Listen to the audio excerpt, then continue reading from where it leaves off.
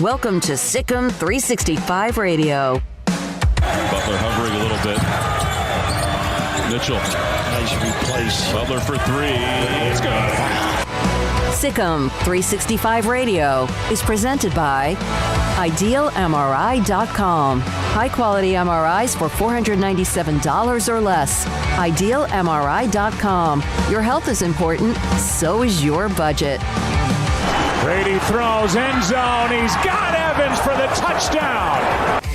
The 3 o'clock hour is sponsored by Waco Custom Marketplace. Meats, sweets, Texas treats, and a cut above the rest. 425 Lake Air Drive, Waco.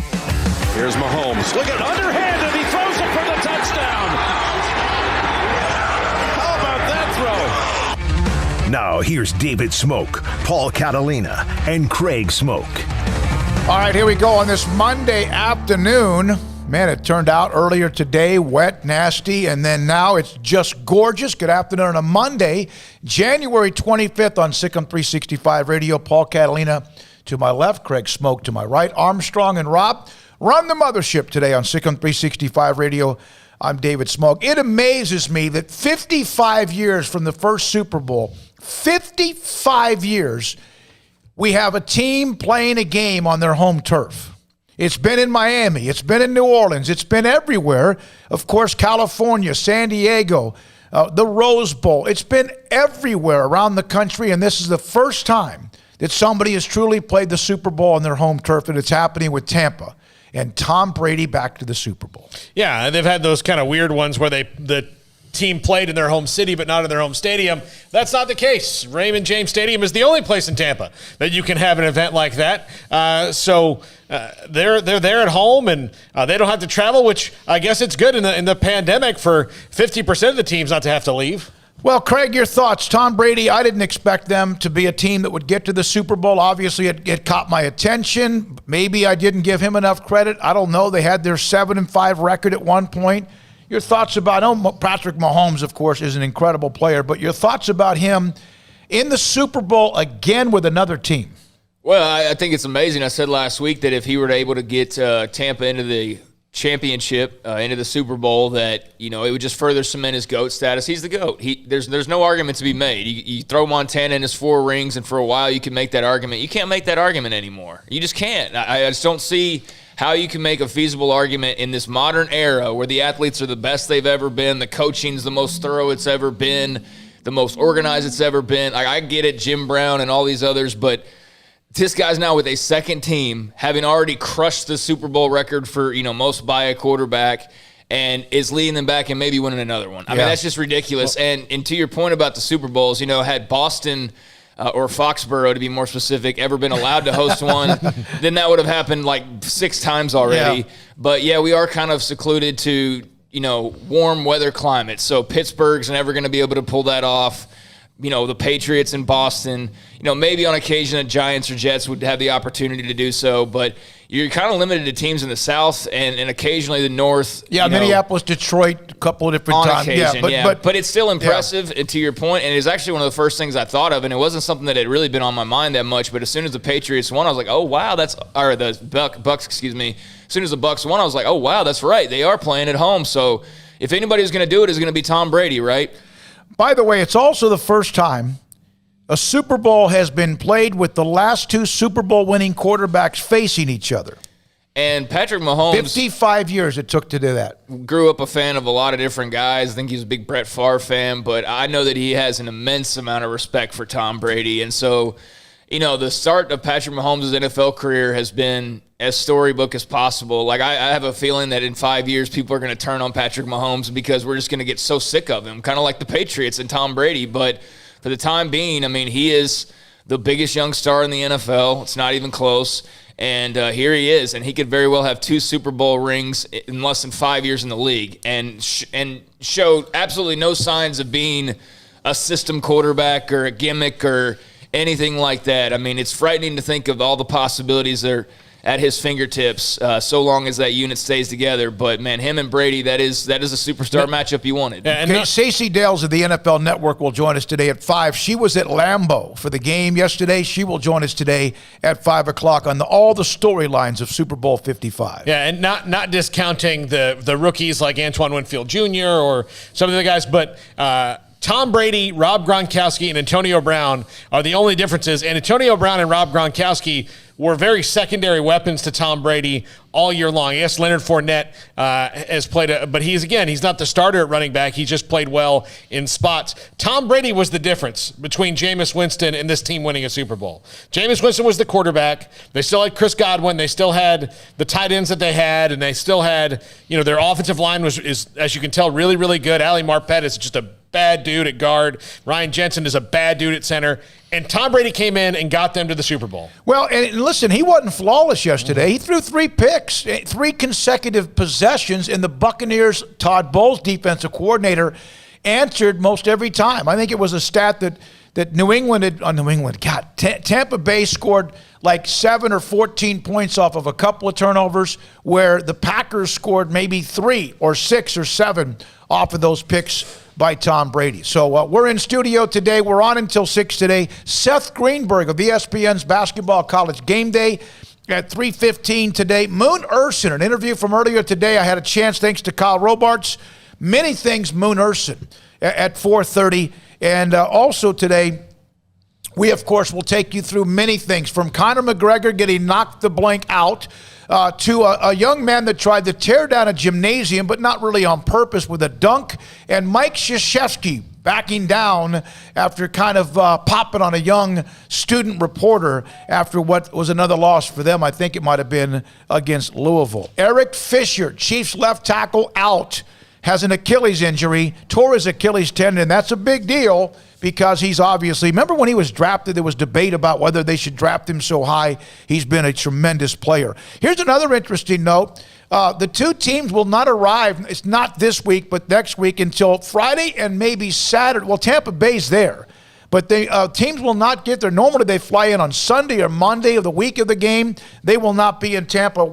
Tampa is there, but Kansas City will be there on the day before the Super Bowl. So that changes up, of course, a lot of the media sessions and so much more. Yeah, that's, you normally would have all your media shuttles to press conferences across town and, things like that. That zoo on Monday night called whatever it was, Media Day. I hated Media Night. But, like Media Night, I guess, I don't know how they're going to do that. Tampa will be there, like you said. The Bucs will be, but, the Chiefs obviously won't. So that's it. That's interesting to be coming in a couple days before the game and not have, like, that full, 10 days or 8 days, but I also kind of get it, too. If you don't have to, why do so? But do you have the graphic, Armstrong, of Super Bowl 55? Do you have that available for us? Pop that up, because we want to let you know Paul Catalina will join me from Tampa at the Convention Center, and radio, they don't even call it maybe Radio Row, but maybe a radio huddle.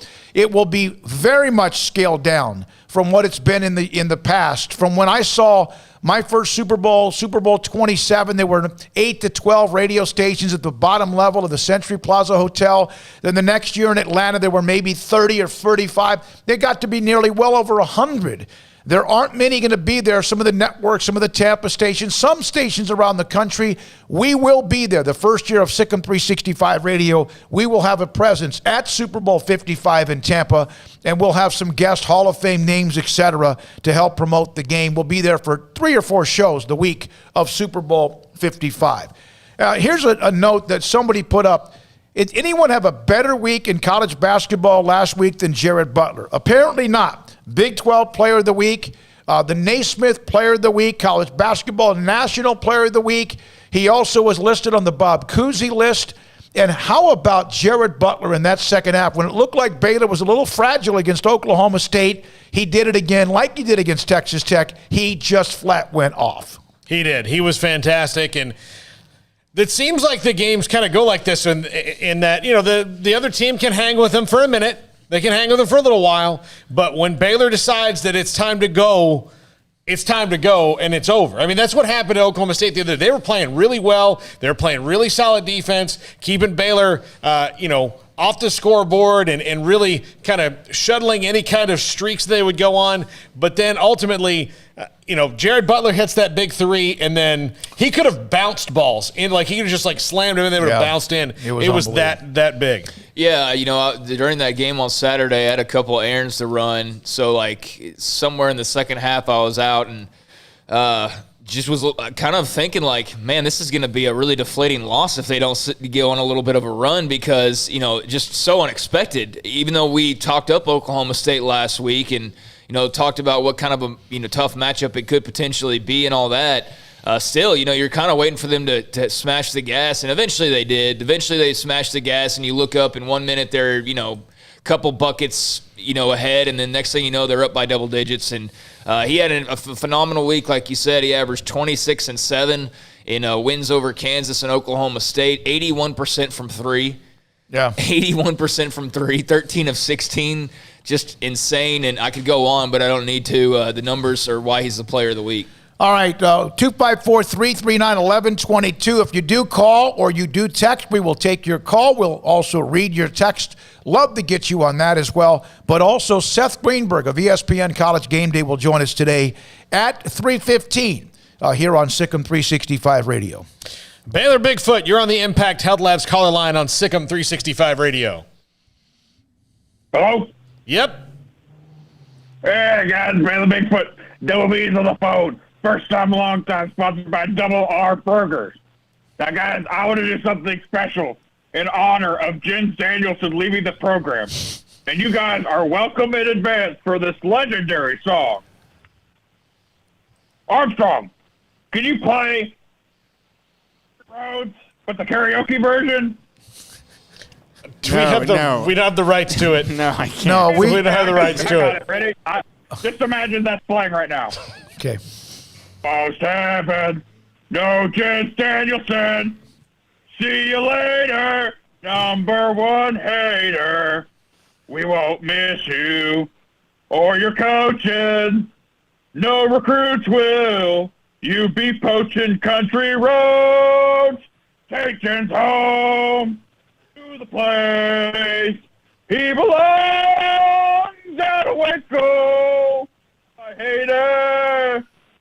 Home, country road. Sing it with me, guys. All the players gather around me. I'm the greatest player you will ever see. Hey, gents, hope the door doesn't hit your behind. When you are back, you ain't no friend of mine. Sing it, guys. Country road. Oh my God! This is awful. This is out of Waco. Hater, take him home. Country road. Okay, I feel like I should. Really appreciate all the love and support y'all have given me lately. Truly honored to be named the Employee of the Month by SicEm365. Whoa. Remember, That never happened. Listen. That never happened. He was never up for Employee of the Month. Armstrong, you're like a ventriloquist. You can do that and call the show at the same time. It's once we go to break, amazing. I have something to tell y'all once we go to break. So. Okay. That was, I've had high and low points in my radio career, and that was somehow both. That was Yeah. Big 12 tonight. Right. Oklahoma State plays at Iowa State, Texas Tech at West Virginia. Speaking of which, it's a 10 and 11 ranked teams playing. Texas plays tomorrow night against Oklahoma. Shaka Smart mentioned he has COVID. I'm not sure how that affects things. Well, he's not but coaching. he'll be out. Obviously, he will not be a part. Texas plays Oklahoma tomorrow night. Baylor, next time they play, is Wednesday against Kansas State. We'll hear from them a little bit later in the show. By the way, Derek Haas, author and writer, TV, of course, the series surrounding a lot of the shows in Chicago. Baylor alum, he'll join us today at 4 o'clock. Coming up next, Seth Greenberg of ESPN College Game Day on Baylor and college basketball. SicEm365 Radio. Ideal MRI. You know what they are? A place where you can save a ton of money. How much money? Maybe thousands of dollars. IdealMRI.com, the title sponsor of this show in the Central Texas marketplace, off Loop 340, and of course just off 340 and I-35. IdealMRI.com. Normally, an MRI on average can cost $1,100. $1,100, and each time you use them or go to them, whoever it is that is in pain, that is beyond just something that's sore. Ideal MRI, $497 or less. I have been inside their building. I have been inside their state-of-the-art MRI machine. It is phenomenal.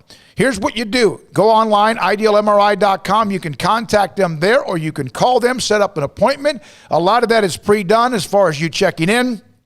And oh, by the way, when you get there, it's so simple. You're not going to wait and wait and wait for your name to be called. You will go in, they'll tell you what to expect. If you've never had an MRI, or if you have, you kind of know. They'll settle you down, help you out. What do you need? And then there you go, inside the state-of-the-art technology machine of Ideal MRI. After I had gone and done mine in late March, I got a call from Dr. Rob Maxey, explained everything, sent me the pictures so I could send them to my orthopedic surgeon and Dr. David Haynes at Southwest Sports Medicine. $497 or less every time at idealmri.com. At Baylor University, students find their place to shine. They're faithful friends and inspirational leaders. They're championship teammates and independent thinkers.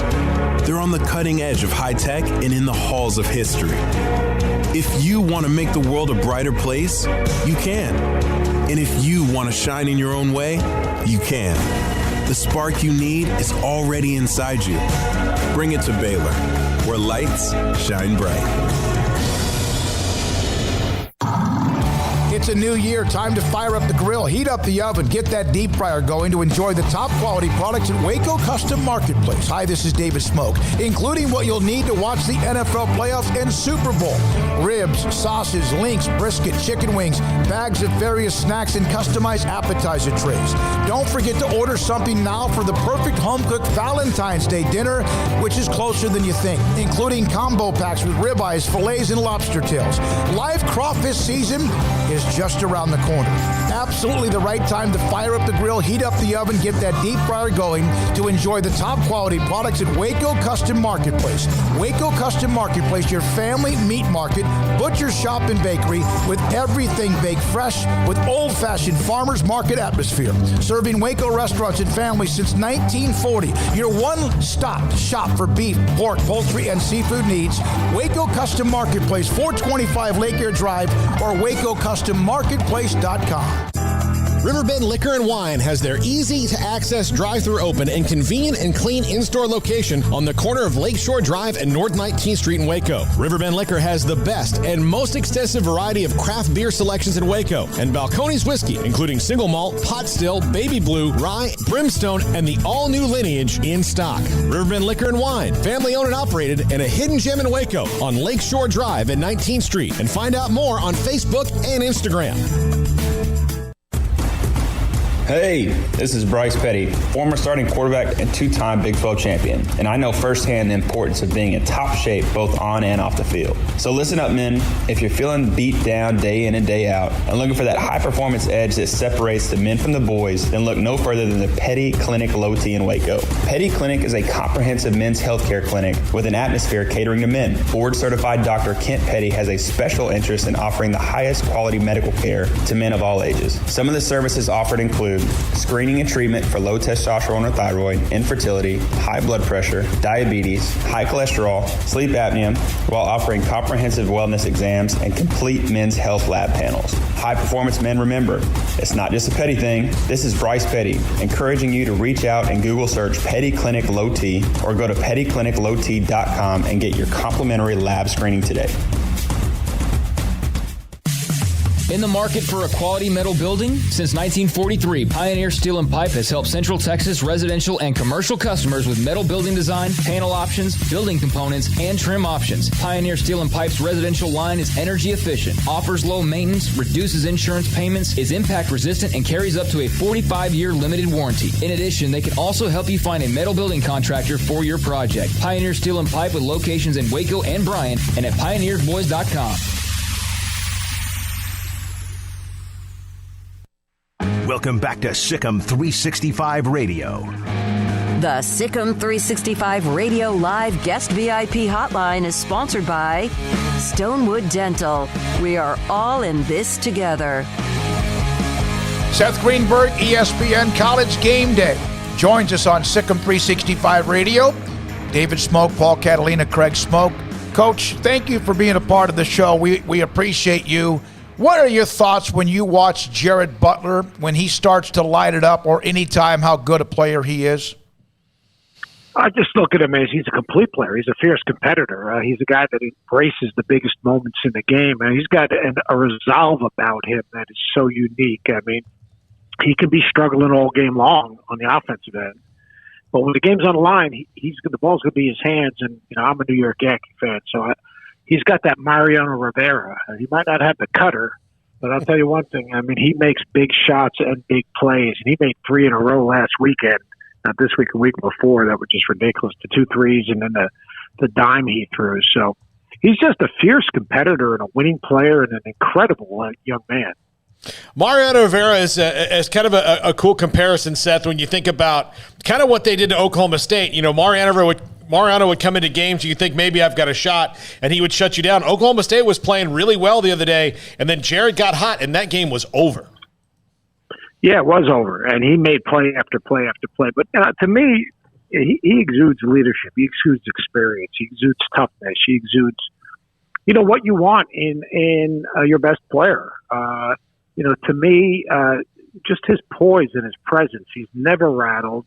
He barely changes his expression, it seems. Now, obviously, we're not in the arena with him, but he's got a resolve and a toughness about him. And, the whole team does, though. I mean, he has it. Obviously, David Mitchell, might be one of the most improved players I've seen in a long time. And Flacco comes in with great confidence. Maceo always plays with confidence. And everyone just plays to their strengths. It's fun to watch. Is Scott Drew just a picture-perfect example of not judging a coach too early in his career on who he's going to be? Yeah, I don't know. I'm not big on, I coached for 33 years. I'm not big on judging guys because you never know, what the deal is. I mean, you judge people on their basically their body of work. So, he inherited an absolutely brutal situation. Some people thought he was crazy, accepting the position. No one's taken over a job in a worse shape. I mean, in a more difficult circumstance. And he's handled it with, poise and patience. And he's done a good job of evaluating players. He's developing players.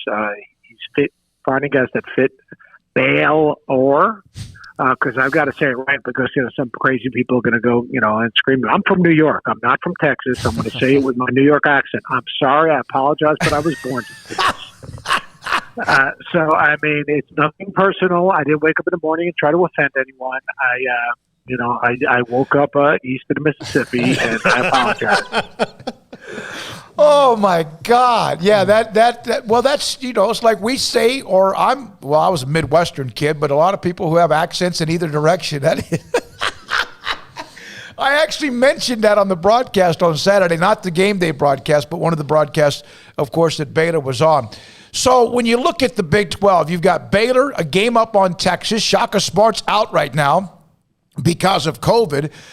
Kansas seems to be in somewhat of a little bit of a free fall. Your thoughts about the depth? Are they deep or are they top heavy right now with Baylor and Texas? I think Baylor and Texas have separated themselves for sure. I put West Virginia in that conversation because, West Virginia's different now. They're playing without Cheapway, so they're playing that smaller lineup. They've got better spacing. They're shooting 5 more threes a game. They went from shooting 30% from the three to 30% to 43% from the three-point line. The ball's moving better. It's not getting stuck. They're still rebounding the ball. So, I think West Virginia is going to, be in the conversation. The thing about Kansas, they've lost their home court. They don't have pros. And, it's rare that you talk about a Kansas team. Right now, there aren't anyone that you'd say, well, for sure, he's going to be a lottery pick or he's going to be a mid-first-round draft choice. But, they're always hard to play against. They do defend. They don't have the playmakers and the floor gamers they've had in the past. They're just not as good. I mean, they let you score at the rim. When Udoka Azubuike was around, or as I call him, the immovable object, you had to game plan for him offensively and defensively. You don't have to do that as much now. So I think West Virginia's in the conversation. I really like the Texas team. I like their depth. I like their length. I like their defense. And I think they got a mature backcourt. The state of Texas, I said this on game day this week, you got 4 teams in the top 10. You got 4 teams who have the exact same DNA.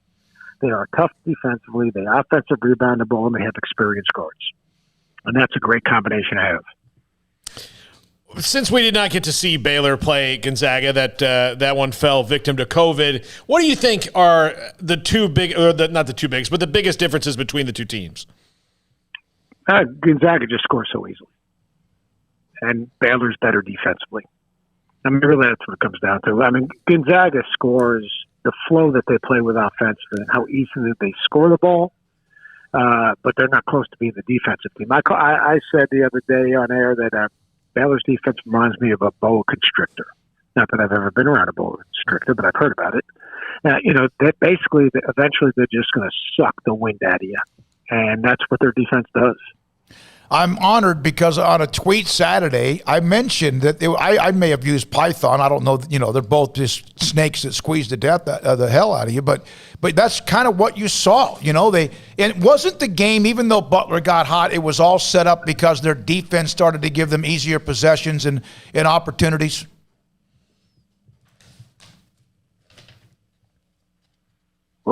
Well, I'm sorry, Seth. I lost you there. Yeah, I'm sorry. I actually used the analogy of either a python or a boa constrictor, so I feel pretty good about that.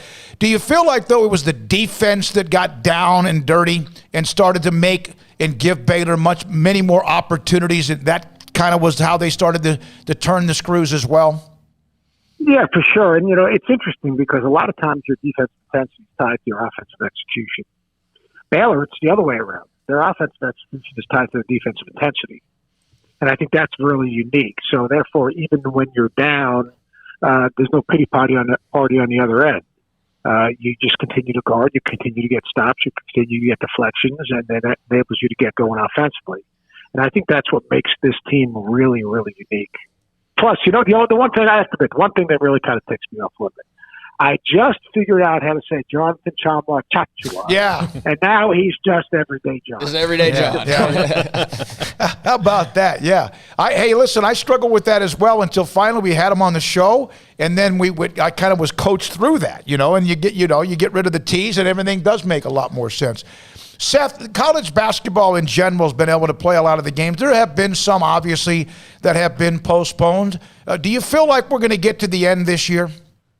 Oh, we're going to get to the end. It might not be the way it normally would look. I said this on game day this past week. I'm not sure there will be certain schools that will play in their conference tournaments. Like if I'm Baylor and I'm trying to win national championship, going into a conference tournament with 10 other teams, be exposed to officials that are flying in from all over the place or driving in from all over the place, knowing you're going to have to test 7 consecutive days negative to participate in the NCAA tournament, there's a risk and a reward there. And I don't know what the obligations are in terms of financially in conference tournaments. And surely there'll be certain teams that want to play in conference tournaments, but We will have an NCAA tournament. It'll be interesting to see what it looks like. I think the idea of a bubble, I think Indianapolis, I love the S-curve. I love that altitude's not going to play a hand in it. I love that everyone's going to basically arrive at the same time, so therefore no one's going to have an advantage in terms of travel.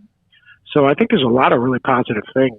But, yeah, I think we're going to have a tournament. I think we're going to crown champion. So do you think that maybe the one-bid leagues would try to have a tournament because those would be more effective than, say, a conference like the Big Ten or the Big 12 where you know that you're going to get several teams into the tournament? Well, I think the one-bid leagues, the low and mid-major leagues, should bring the two best teams in the tournament in a conference to a site, put them in a limited access isolation environment, play the game, and then whoever wins, ship them immediately to Indianapolis to start their testing. I think of the teams that are like the Baylors of the world. If I'm Baylor, and speaking to a lot of coaches, and I have talked to Scott about this, but I've talked to a number of coaches. If I'm Baylor, why do I risk going to a conference tournament, having it end on a Saturday or a Sunday? I'm not sure when your guys' conference ends. All right, then having to go to Indianapolis and test 7 straight days. What if I have a positive test, and now all of a sudden my team is eliminated? How crushing would that be? Yeah. Speaking of John Wachachua, your thoughts about the role he has given them. When they lost Freddie Gillespie, and at times we saw that Oklahoma State was very good with the rebounds and inside as well, getting to the rim, but how much he has helped with his development so quickly after sitting out last year? Amazing. He gets better every time you watch him. I mean, it really does. I mean, he's catching on rim runs, off ball screens. He plays off in the dunker spot. He's screening better without moving. The thing that impressed me, and I did a piece on the defense in one of our raps the other day, is like how active he is defensively and how connected they are. But like it was a defensive transition play. He's sprint back, pointing. I got ball, you got him. Mm-hmm. He's just so engaged in the game defensively. He's really he's a fun player to watch and watch him develop. We've asked everybody, Seth, in the last question for you, how you've been able to handle this year or the last 9 months, either in studio or from remote, whatever. How much of a challenge has it been at times for you? Yeah, it's hard, but I put things in perspective, and I say this all the time. Even when we hear people talking about the players in isolation, the players doing, in quarantine, or players, the lifestyles they live. First of all, I'm blessed. I'm very, very fortunate. I'll tell you who I feel for. I feel for the family that's been laid off from their job and are trying to make their mortgage payment or their rent payment, or can't feed their family, or can't have a proper, Christmas with their kids. Or I feel for the mom who's homeschooling their kids and by herself, and also trying to keep her job down. I feel bad for my mom, who's 93 years old, is in New York City, which is 2 hours away from me, and I can't go see her, and it's been 9 months. So, to me, if you put it in perspective, my life is good. I'm very, very fortunate. My family's healthy.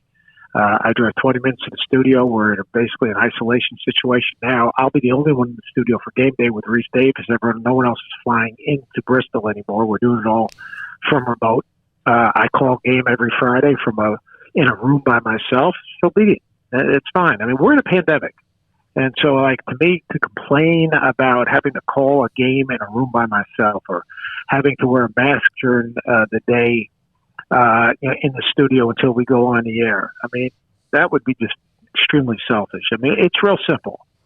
And I hope people listen to this. And I'm not a political person at all, but it's real simple. This virus is real. Put on your mask, respect the person that you're with, or the person you could potentially meet, whether it's crossing them in the parking lot or seeing them in the supermarket. Put on your mask, show some humanity, show some respect for others. And you know what? If we do that, we'll be out of this thing sooner, because the vaccine is here and it's starting to go in people's arms. So my life hasn't changed all that much in terms of that, except that I've lost 30 pounds because all I do now is watch film while I'm walking on the treadmill, or during the summer I walked around my neighborhood. People thought I was nutty. But I'm 30 pounds down from just keeping myself busy walking all over the place. Good for you. Good for you. Seth, thank you very much. Appreciate you returning the text last night. We appreciate your time today. Good luck the rest of the way. Thanks, guys. Stay safe. Seth Greenberg of ESPN College Game Day. He won nearly 400 games as a head coach. He was at South Florida with the Bulls for a while, Long Beach State. Also, Virginia Tech was there for quite some time, over just about a decade. And so Seth Greenberg with us on Baylor basketball, the Big 12, and much more, including his thoughts about Jared Butler. Yeah, and the conference tournament thing will be interesting because if you look at the top 25 right now, you got Baylor at number 2, you got Texas at 5, you got Tech at 10, you've got KU, although they're probably going to be out of the top 25 the way they're playing here pretty soon, but they're still at 15. Oklahoma is now in the AP top 25 at 24, so they're going to have a lot of top 25 wins potentially. When it's all said and done, and you'd think that their resume might look pretty good. Now, not saying they can't stumble here or there. They still have to play Texas twice, and that'll be a very interesting game. Got to play Tech again. Got to play, a bunch more games. But, certainly the Big 12 is well-positioned and well-respected right now, and Baylor's right on top of that. So just keep winning games. And that conference tournament, whenever that rolls around, that'll be interesting to see how that's completed or how that's even scheduled or done, given where Baylor is. Mark Vidal, with that win Saturday for Baylor against Oklahoma State, tied A.J. Walton for the most Big 12 men's basketball victories in program history with 39. 39, and there's still a chunk of the season left. You think he'll break it? Yeah. Good chance. I don't know, though. I don't know how much I would bet on that, Paul, but there's a good possibility of that. And his offense the other day was a big part of keeping him in that game. He had a career-high 19. And you know what? There were a couple of floaters from him that inside of 8 feet or 6 feet that normally is like he's going to collide into somebody, where he kissed it off the glass, where normally it's a little bit too rough.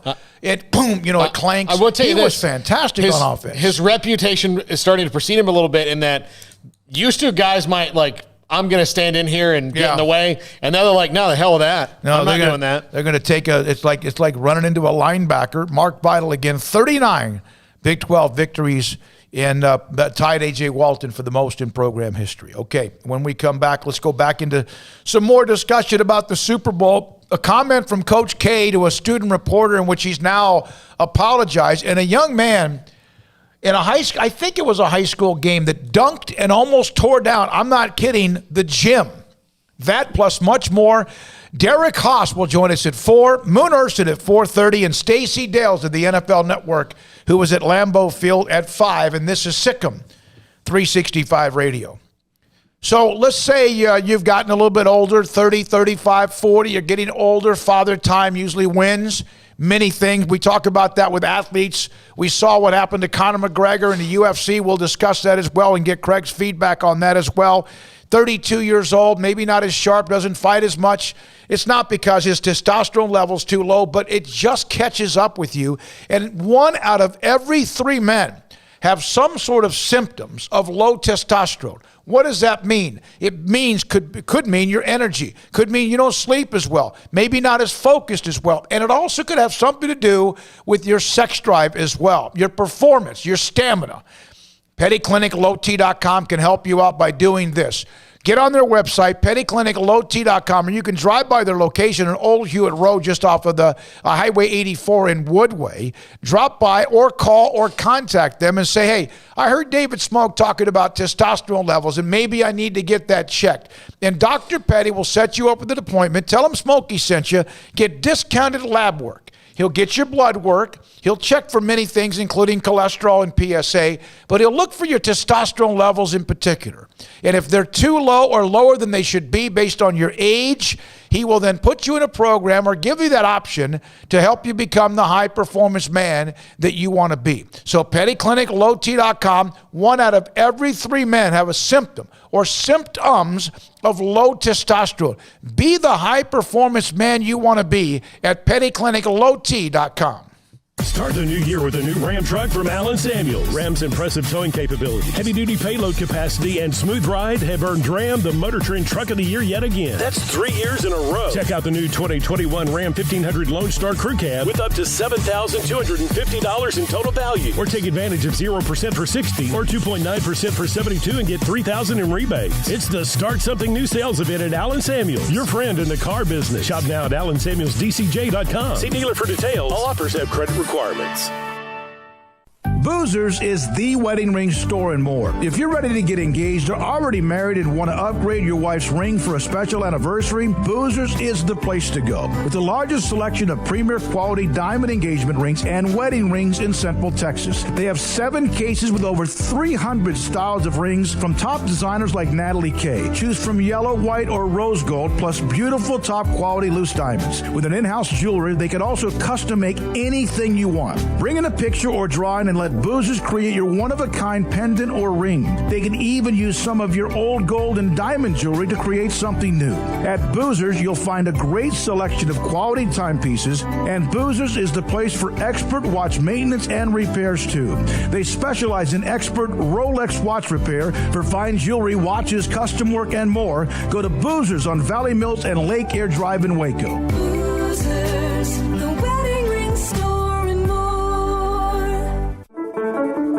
One size fits all. That may be all right for an adjustable belt or cheap sunglasses, but when it comes to your financial needs, no one wants a one-size-fits-all strategy. Cam Heathcott, your Edward Jones financial advisor, knows that his most important goals are yours. That's why he takes the time to understand your needs, knowing you. That's how Edward Jones makes sense of investing. Cam Heathcott, covering Conroe and Houston, 936-756-7717 or cam.heathcott@edwardjones.com. Edward Jones, member SIPC. At Ideal MRI, we feel blessed to be a part of the Waco community. We're a small family business right here in Central Texas, and our goal is to bring down the cost of healthcare while maintaining high quality. At times like this, the cost of healthcare has never been more important, and unfortunately, significant illnesses and injuries still occur. That's why Ideal MRI is open and here to serve you through the difficult time. We offer premium MRIs just like a hospital with state-of-the-art technology and specialists, but you'll pay less. Sometimes thousands of dollars less, whether you're using insurance or not. At Ideal MRI, we accept most insurance and there are no hidden costs, even offering financing if that's needed. Everything included in the price, and you'll not get something as a surprise in the mail later on. If you need an MRI, ask your doctor about Ideal MRI. They'll know. You can schedule an appointment safely from home online in minutes at idealmri.com or give us a call, 833-IDEAL-MRI, idealmri.com. After my first car accident, I feared the biggest damage would be to my wallet. I expected a mountain of bills and a long, drawn-out process. But my Texas Farm Bureau insurance agent was there when I needed her and helped me get back on my feet and in my car in no time. Instead of a hassle, I got reassurance and a quick recovery. Stop by and see our agents at one of our 3 McLennan County locations. Coverage and discounts are subject to qualifications and policy terms and may vary by situation. Welcome back to SicEm365 Radio. Call us on the Impact Health Labs caller line at 254-339-1122. For your company's mass COVID testing, log on to impacthealthlabs.com. I put this up when Big 12 put out the note about Jared Butler being named the Player of the Week. I put out that it says a lot. I mentioned this on Friday, but it says quite a bit about Baylor men's basketball. He's the first player to be awarded as the Player of the Week. We're like 10 weeks into the season. That says quite a bit about a team unbeaten, number 2 in the country, about how they share, whether one week or one game it's Jared or it's Maceo Teague or whoever. I mentioned all that, and then Butler goes off against Kansas, and then obviously as well against Oklahoma State. Baylor is playing Wednesday. Mm-hmm. Wednesday, correct? Yep. Women play tomorrow night, and Moon Urson will join us today at 4:30. 254-339-1122. Before we get to Steven, I sent this to Armstrong. I've seen guys dunk, whether you're talking about somebody that dunks and they break the backboard, Daryl Dawkins or Shaq or whoever. I've seen people dunk, and it's kind of unhinged, maybe the backboard. This is something I had never seen before that could have been an absolute tragedy. Watch this video right here. I don't know if this is a high school game. Okay, this young man goes up for a dunk, hangs on the rim. Whoa. Yikes.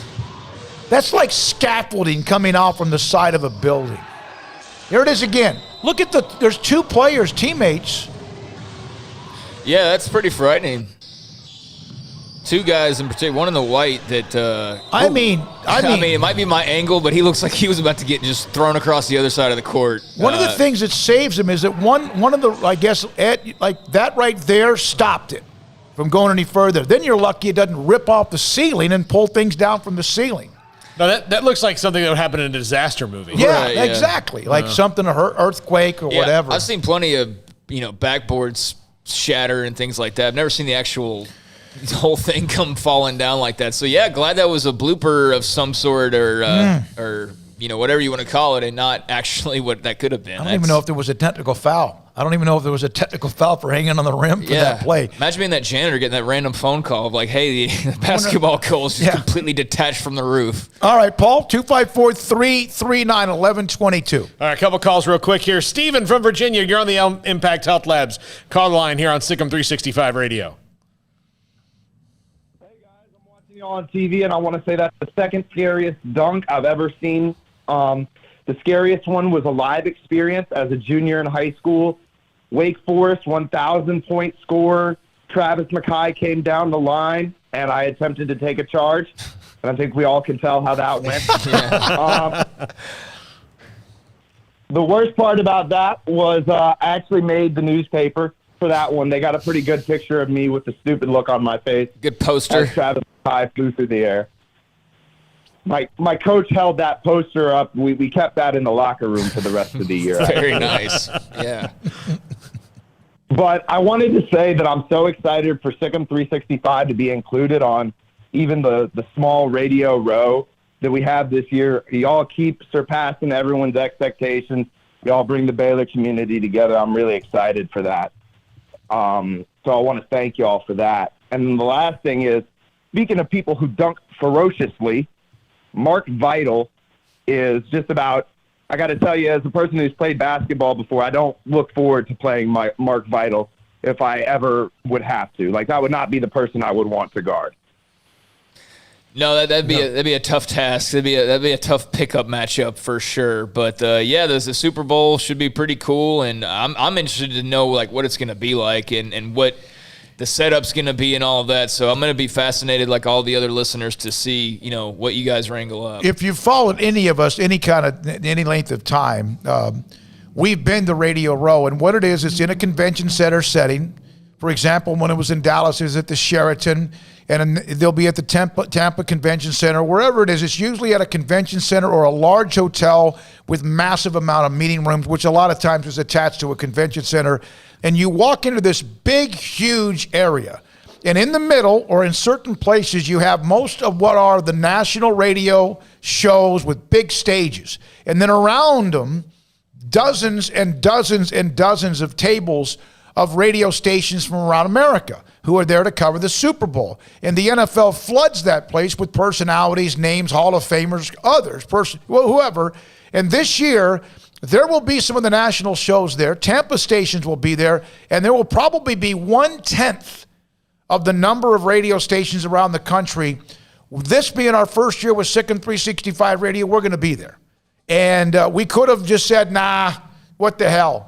But we're going to be there, and we'll be there probably on a Wednesday, Thursday, Friday setting to bring you some of the atmosphere, and we will have some of the big names that we have every day here on a Tuesday or a Thursday or in January or March, whatever, but we'll be a part of that in Tampa. Yeah, I definitely think that the Jerry Kramers and those guys probably aren't going to be around like they normally would be just because of their ages. I wonder how much money those guys are losing because they would get represented by Gatorade or Subway or Slotsky's or whoever. Yeah, I'm kind of fascinated by, like I said, what it's going to be like, because it's normally such a big deal with so many people, and it's just not going to be exactly like it is. No. So, I mean, is the random, like, Blimpie Subs guy going to be there, or like I don't know. I'm just curious. Does Blimpie send somebody, like locally, that here's your job? You we don't have a celebrity or whatever, but just go give everybody a sandwich and hope that they say Blimpies. Well, the NFL ran that, and then there were runners for certain. For example, let's say Thurman Thomas was there.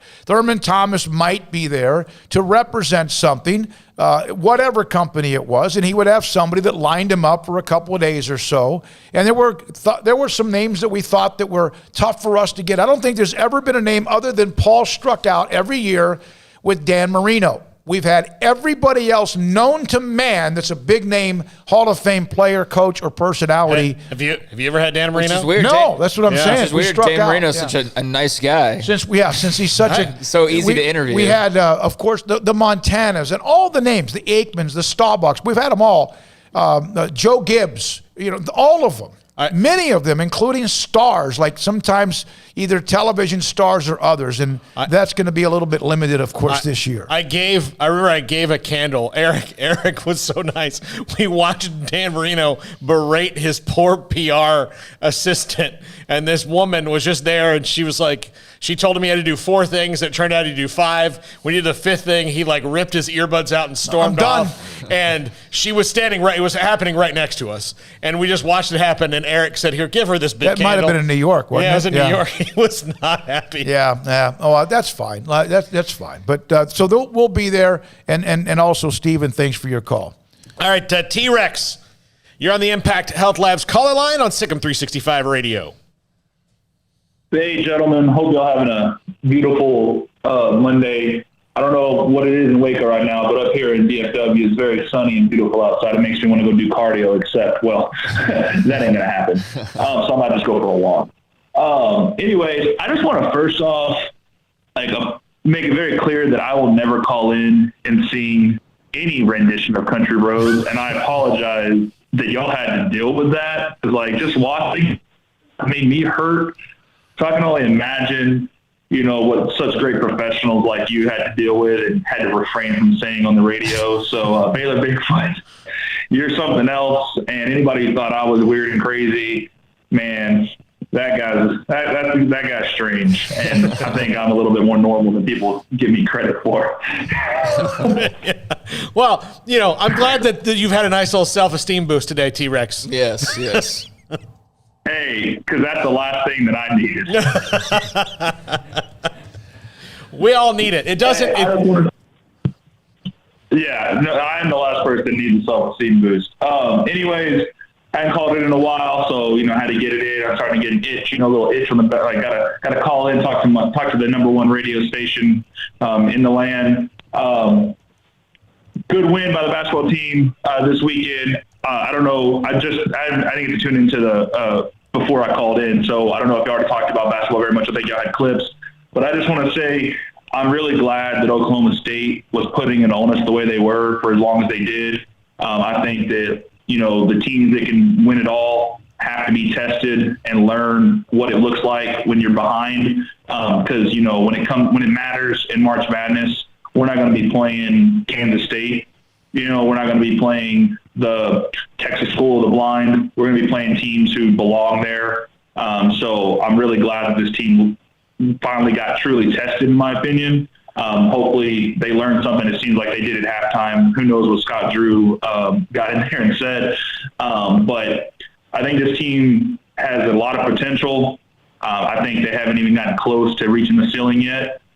So they just got to keep playing, learn a new lesson every day in practice, learn a new lesson every game, and not take anybody lightly. I mean, I know I joked about Kansas State, but hey, they could come out and beat us at home, so who knows, right? So we just got to play. If you can get to the games, Baylor fans, hopefully I'll be there this weekend for Auburn. If you can't be there, we'll just scream loud enough to where they can hear you through all the walls and across town. So Sic'em Bears, congratulations on yet another great episode of your radio show. Sounds like y'all got to tie in on the Super Bowl. I guess I hope the Chiefs win because my fiance's from Kansas City, but to be honest, I really don't care about the Super Bowl because Cowboys ain't there, and I couldn't even tell you the last time they were because I was like 3 years old or something. So maybe one day they'll be back because every year's the Cowboys' years. Smoak's a huge Cowboys fan, if you didn't know. I'm sure he is. He'll deny it all day. Anyway, Sic'em Bears, let's have a good week. Keep grinding out. Weekend's almost here. It's only 4 days away. But Sic'em Bears, see y'all later. Thanks for the call, T-Rex. Appreciate your time, Steven, T-Rex, and obviously Bigfoot early on in the show as well. It was good to be pushed. I got that 9-point lead. That's the largest deficit. I think prior to that, David K. may have said this in the post-game Baylor Athletic Communications for Baylor basketball, that it was 4. The largest deficit they had this year up until Saturday. I believe when he said that, I was like, that's impossible. Like somebody leads 8-2 or something. Was 4. And they were down 9. And it didn't look good because Oklahoma State was dominating the boards. Their athletes were getting all the second chances. It seemed like that Baylor had nothing inside. Oklahoma State also, Baylor was a little bit, of course, a little dicey when it comes to a foul here and there. Vital was able to play through that, just like Butler did the last game against, I guess it was whoever, Kansas or somebody else. But it didn't look good. They were not playing defense very well. They were not getting to loose balls. They were losing the 50-50 balls, and they were getting out-rebounded. That's a disaster. And on the road, they found a way to still win the game. Yeah. They just said, and I had a text from Jerome Tang because he had been on the show with us, and I'd sent him a text about something else. Oh, it was about Henry Aaron, the interview with Henry Aaron. And he said, luckily we have a very mature team that knows not to wait too late to turn the gas on. And the Cade Cunningham thing, you wonder if that was a letdown for them. Like, that doesn't mean you can't play well, but you wonder if that was kind of a letdown. Oh, he's not playing, and so then they maybe took him for granted. It was a letdown for me. I mean, made me a lot less interested in the game once it was announced that he wasn't playing because, I mean, that's their best player. So, it'd be like getting geared up for Baylor and then Jared Butler's all of a sudden not playing or something. Yeah. So, yeah, it definitely took some wind out of my sails. But then again, I'm also not getting geared up to play. So who knows on their end, but that was a game you can definitely learn a lot from, and the good news is you didn't learn a lesson off a loss. You learned a lesson out of a win, and that's the best way to do it, is you still took care of business, but you also can look back and say, okay, that was good. We did what we needed to do, but we need to do this moving forward to make sure, we're not in that position again and the outcome's different. All right. Do we have the Mike Krzyzewski audio, Paul? Do we have time for this? Yeah. So this was after a game, and Duke had just lost again to Louisville, 70-65. It's been a rough year. I mean, some of the Blue Bloods are losing a lot of games. Duke, I think, is 5-5. Nobody's going to feel sorry for them. They have been dominant for decades. But this was after the game in a Zoom session. Armstrong, do we have this ready? Here, I'll let you listen to this is Mike Krzyzewski taking questions. Hi, Coach. I'm just curious as to what the next step forward here is for the team as you guys move into another week of basketball. Yeah, why don't we just evaluate this game? I'm not into what our next step forward is right now. We just finished a hard-fought game. Yeah, I don't know if, like, what's your major? What's your major at Duke? What's your hardest class? Econ. Okay, so say you just had the toughest econ test in the world, and when you walked out, somebody asked you, what's your next step? You see what I mean? You have some empathy and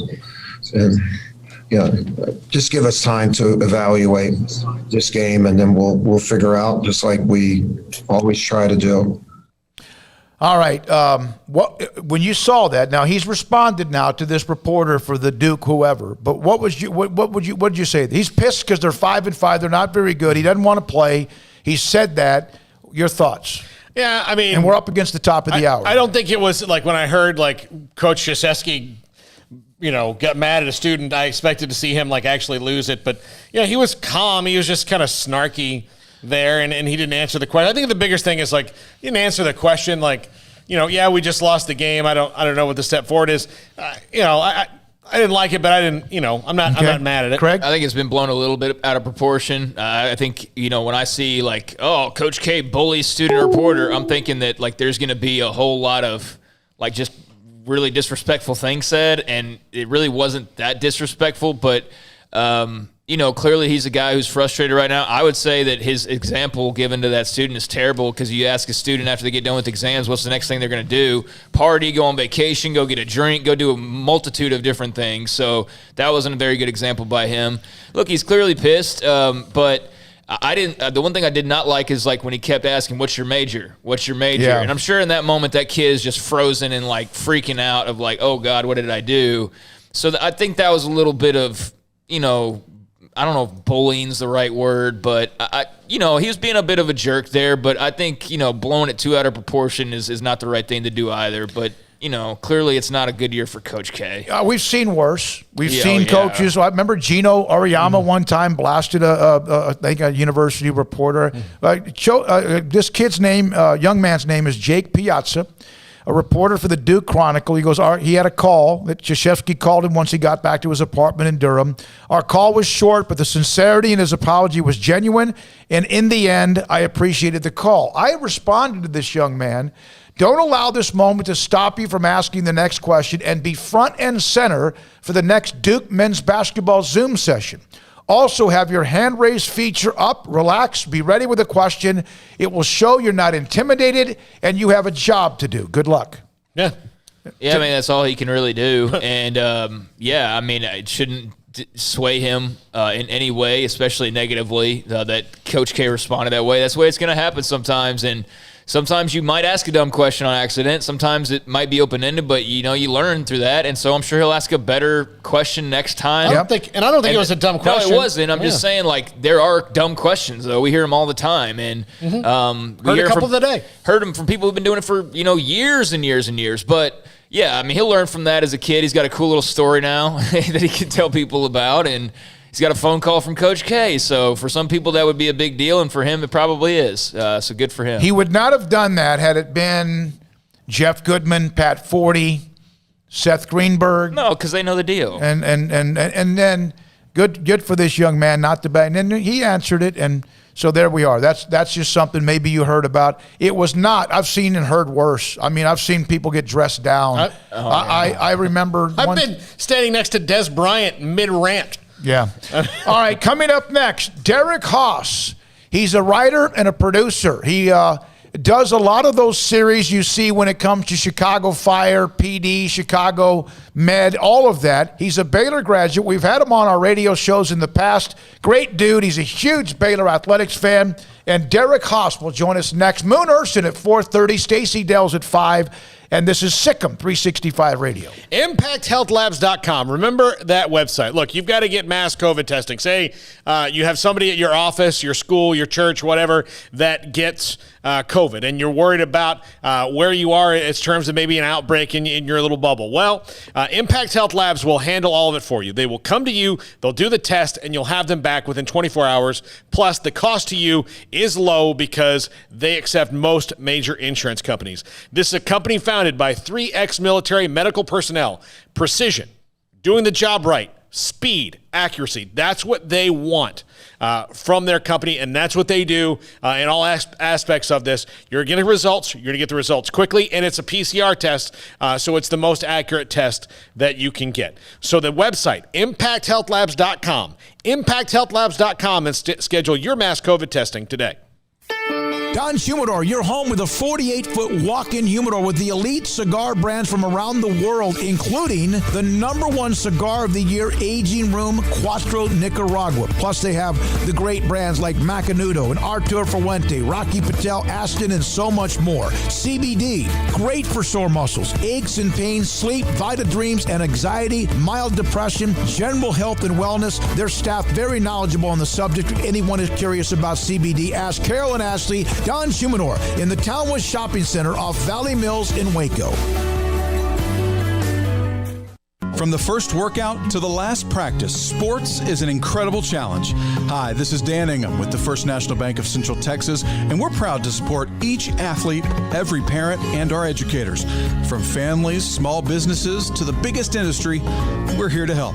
With remarkable products like First Free Checking, we've got banking ideas that fuel big dreams. The First National Bank of Central Texas. Familiar faces making local decisions. Member FDIC, Equal Housing Lender. Car has the trucks, man. They have the one for you. Crew cab, short or long bed, silver, black or blue. Texas size selection, great prices too. Richard Carr, he has the truck for you. Carr has the trucks, man. He has the truck you need. If you want the best truck, you want a GMC. Texas size selection, great prices too. Richard Carr, they have the truck for you. Do you or your kids get nervous about going to the dentist? Stonewood Dental, Dr. Steve Childress, he can help. I've spent a career taking care of patients who as children had bad experiences, and now they're adults that hate going to the dentist. If I get a kid at 3 years old and they come every 6 months and it's a happy experience, it's normal for them. Now they have an accident at 6 or 7 or 8 at school. Now they have a broken tooth or a trauma, and they have to come here. They're used to lights, they're used to water in their mouth, they're used to experience, they already trust us. It's amazing what we can do with that kid without it being a negative thing. But if I see a 6 or 7 or 8 year old that's never been to the dentist, and now they have a trauma or an unfortunate unexpected toothache, it's harder to do that for that kid and it not be somewhat of a negative experience. So bottom line is I try to teach kids and adults and teenagers and everybody the way I'd want my family treated, which is where it's a necessary part of life. You just take care of it. It doesn't have to be that big a deal. Learn more, stonewood-dental.com.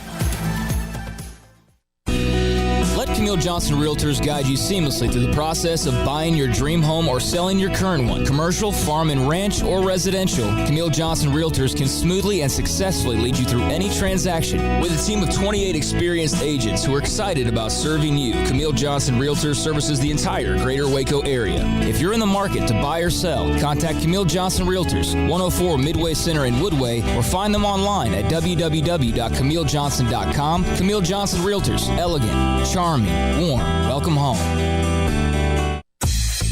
Southwest Sports Medicine and Orthopedics, the team physician of Baylor Athletics. Our doctors specialize in the diagnosis and treatment of any and all sports-related injuries. Celebrating over a decade of service in Central Texas, our doctors are equipped to handle a wide range of issues, whether it's your foot or ankle, orthopedic spine care, your hand or wrist, knee and shoulder pain, or if you're in need of our arthritis or total joint clinic. Come see us at the new Baylor Scott and White Ted and Sue Getterman Sports and Orthopedic Center. Trust the doctors at Baylor Trust, Southwest Sports Medicine and Orthopedics. Our goal is to get you back in the game.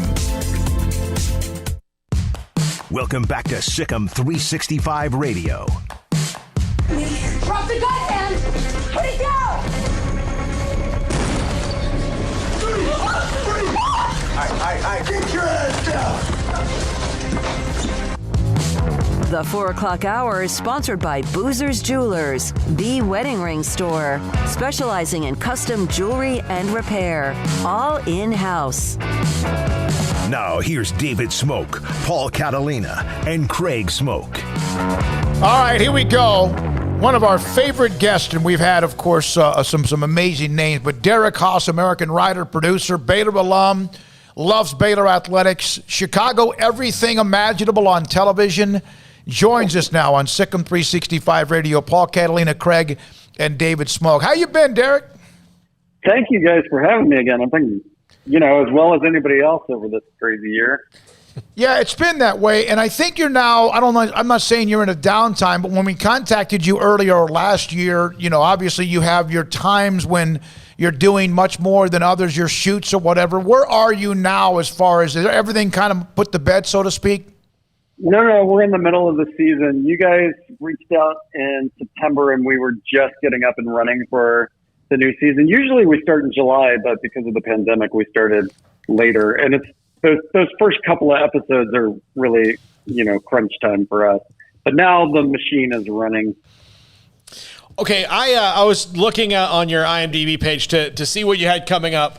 And you've got all these things in development. It made me wonder, what is harder? Tom Brady's been to 10 Super Bowls now. Or is it getting a movie written and made before you leave this mortal coil? We always laugh because we make these seasons of television in the same amount of time.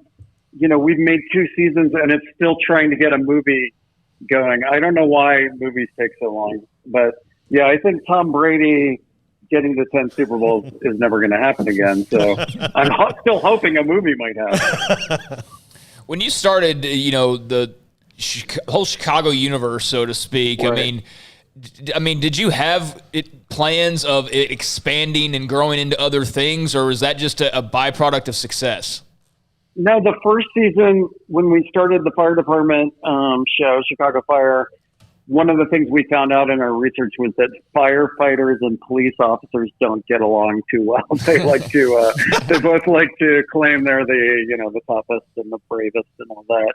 So we put a police officer character, detective, into the first season as kind of an enemy of our main character, Casey. That character, Voight, was so compelling that we just kept bringing him around in the first season.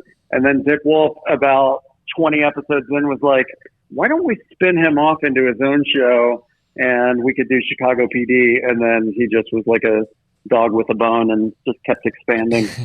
Is he out of all the characters, out of all the people, is he the number one that moves the needle? Oh, I think on our show, because I work primarily on fire, Kelly Severide, played by Taylor Kinney, seems to be pretty popular. But yeah, Voight is his own thing. He's got his fans and his detractors. But no, he's really fun to write. I'll say that. When you're having to do the crossovers, how difficult is that? Because when you do one of those, you're not working on the one show all the time. You're working mostly on fire, and you got to go to the PD people. How is it to get those going? Yeah, they're not easy. They're really complicated because we end up shooting them over almost like what would it take up 3 episodes, because we have to stagger the productions because so many characters from each show are on the other show.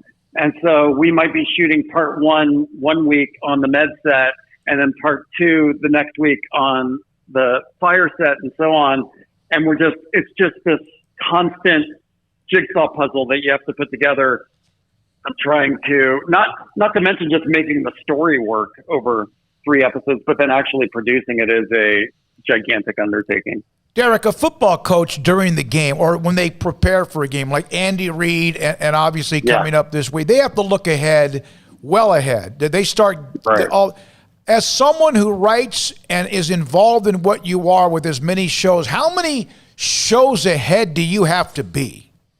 We're usually half a season. Yeah, half a season is what, at the beginning of the year, I break, we call it breaking, half a season, meaning all the storylines for 8 or 9 episodes.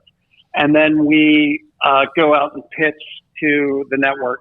Here's what we plan on doing. And I go through details. This is episode 1, episode 2, episode 3. And then when we're about halfway through that, we start breaking the second half of the year. Now, we always have to be light on our feet because things happen. An actor we thought was going to pop doesn't pop. We had a girlfriend's character who was going to come on, but she wasn't very good. Or conversely, somebody comes on and they're awesome.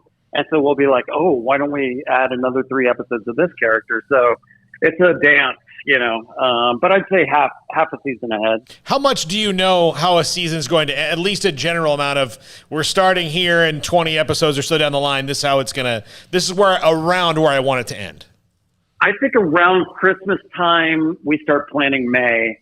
So we kind of work up to a big winter finale. And then after we hit the winter finale, then we start thinking, okay, what could be the big season finale? And a lot of times that's, it's going to take a lot of thought because you're almost setting up your next season's first episode. So it takes a lot of energy. What keeps your creativity flowing? Hearing stories of firefighters. We have a great consultant and a retired fire chief, and then we have a great paramedic consultant, and then we do ride-alongs with the fire department. And if you go talk to any firefighter, if you just had lunch with any firefighter, you'd hear 30 great stories that would make great episodes. And you really want to honor these guys who do put their lives at risk every day, and especially in a busy city like Chicago. Yeah, go ahead. Sorry. No, I'm sorry. But I was going to ask you, you want to honor them, and do most firefighters, medical personnel, those in the profession, love that you spotlight them? Do they all like the fact that they're being, in a way, spotlighted with the TV series? I hope so. I mean, the ones who talk to me seem to really like it, and I'll get letters or emails from firefighters who say a particular episode hit really close to home. And I guess the ones who don't like it don't tell me. So that's good. That's very considerate of them in the Twitterverse now, where you can just no kidding. Well, the one thing we always hear is, if you're actually in a fire, it's so smoky that you wouldn't be able to see anything. And so it's not realistic when we have, firefighters. And I'm like, well, a dark screen for 5 minutes isn't going to really be too exciting. So we have to take some liberties. Derek Haas with us, Baylor graduate with us on SicEm365 Radio. Would you ever want to do another Western? I caught 310 to Yuma a couple months ago again, and you guys did such a great job with that one. Yeah, I love Westerns. I grew up on them. My dad was a big Western watcher. Outlaw Josie Wales. I could probably quote every line from that movie. So yes, absolutely. I would love to do another one, or maybe a Western TV show at some point. I love the genre, and there's so many great epic ones. What's more complicated, shooting a movie or shooting a TV series that has as many, obviously, episodes as these have? Yeah, the main difference is with a movie, it's like a circus. It's coming to town and then it's leaving. And so, you have to forge these really strong relationships in a very short amount of time and build trust. But you also know that there's an end date. And so if I don't get along with this particular piece of talent, I know that I just have to get through so many days. And with a TV show, it's this ongoing, it's almost like a real work environment where I've got to have long-term relationships with all of these people and build trust over years as opposed to months. But they're both uniquely challenging. I think TV is getting more and more to be like movies. You have these giant, budgets now that it used to be such a difference between TV and movies, and it's not as much anymore. A little bit later on, Paul has a request for you to kind of jog your memory, but we'll get to that in a little bit. Derek Haas with us on SicEm365 Radio. You love what you see with Baylor athletics. We saw the run they made, winning Big 12 titles in football. Then they had to come back from that. Eventually, what Matt Rule did last year at one point, unbeaten, and now under the first year of Dave Aranda, Scott Drew, Kim Mulkey, what they're doing with baseball. Your thoughts about where your alma mater is when it comes to athletics and the success they're enjoying? Well, I couldn't be happier with Scott Drew and the basketball team. Oh my gosh, undefeated. The team looks incredible. I wish that Gonzaga game would have happened so we would have a definitive number one, because I really think we're going to beat them. We have the best guards in the country, and even the best guards coming off the bench are better than other teams' starters. With football, it was such a weird year because of the COVID and the games missed. It was hard to even understand where we were. I know everybody was disappointed in the win-loss record. I saw a lot of good things, and hopefully next year they'll put it together. But I find it very hard to judge the football team based on what happened in terms of, scheduling. Do you schedule shoots sometimes around sports? Can you do that? Well, what's funny? The transpo drivers. So when you work on a TV show, you have these union guys who drive you around. They drive to the sets because they don't want you driving all over Chicago. And my main transpo driver was this kid, Jimmy, who's big into sports. And he would just plan out the lunch for whatever. If we were shooting, we would end up at a sports bar, especially if there was a Baylor game. And he would call ahead to make sure that the sports bar had the Baylor games on while we were shooting. That's awesome. That's awesome. Yeah. So would you say, Derek, where is Hollywood, the entertainment industry, as far as, that word normal, that's not what it used to mean really, but where would you say the entertainment industry is as far as getting back to regularity? I think everybody's eyes are on late summer for the vaccines being, distributed enough that people can get back to normal. I think that's pretty much true for most of America. We've been doing an enormous amount of testing of our actors and our key crew that are on set every day. And I don't think that's going to stop this season. So I think hopefully by next season it gets back to normal. I will say it's funny because when you've been in LA as long as I have, and then you go somewhere else and you hear things about Hollywood, and it's like, oh, you know, because it gets in political and people say, oh, those Hollywood lefties or whatever. And I think you guys would be impressed if you ever worked on a show with how much the actual people who do the jobs and are working are so much more just everyday American, you know, people. That was more than you asked for, but I was just thinking about that. No, I think that's great. I think that's great insight because, yeah, people see maybe the stars and the faces and think that, you know, it's a certain way, but there's a lot of other people behind the scenes, as you mentioned, that are doing work as well. Exactly. All right, Derek, you had, and this is years ago, we were at the draft in Chicago, and you made this offer. We haven't taken you up on it yet, but I will be the one when we finally do it to be an extra dead in a ditch with a hooker and a gun. I do have a quick elevator pitch for you, and feel free to say no. But I asked you about the crossovers earlier. I would be I could be the carcass that sets off the thing. So, you know, you find me in the ditch, you know, the fire department finds me in the ditch, you know, outside a burnt building, and then they turn it over to the PD, and they start asking questions. They go to the hospital, they're like, yeah, this guy was in here with his hooker, meth out of his gourd. And that's the kickoff. That's the kickoff. This is going. Yeah, I think I see where this is going. I have enough improv experience to where I could do one of those things where I'm just yelling, you know, without audio, you know, like, oh my God, yeah, that was him.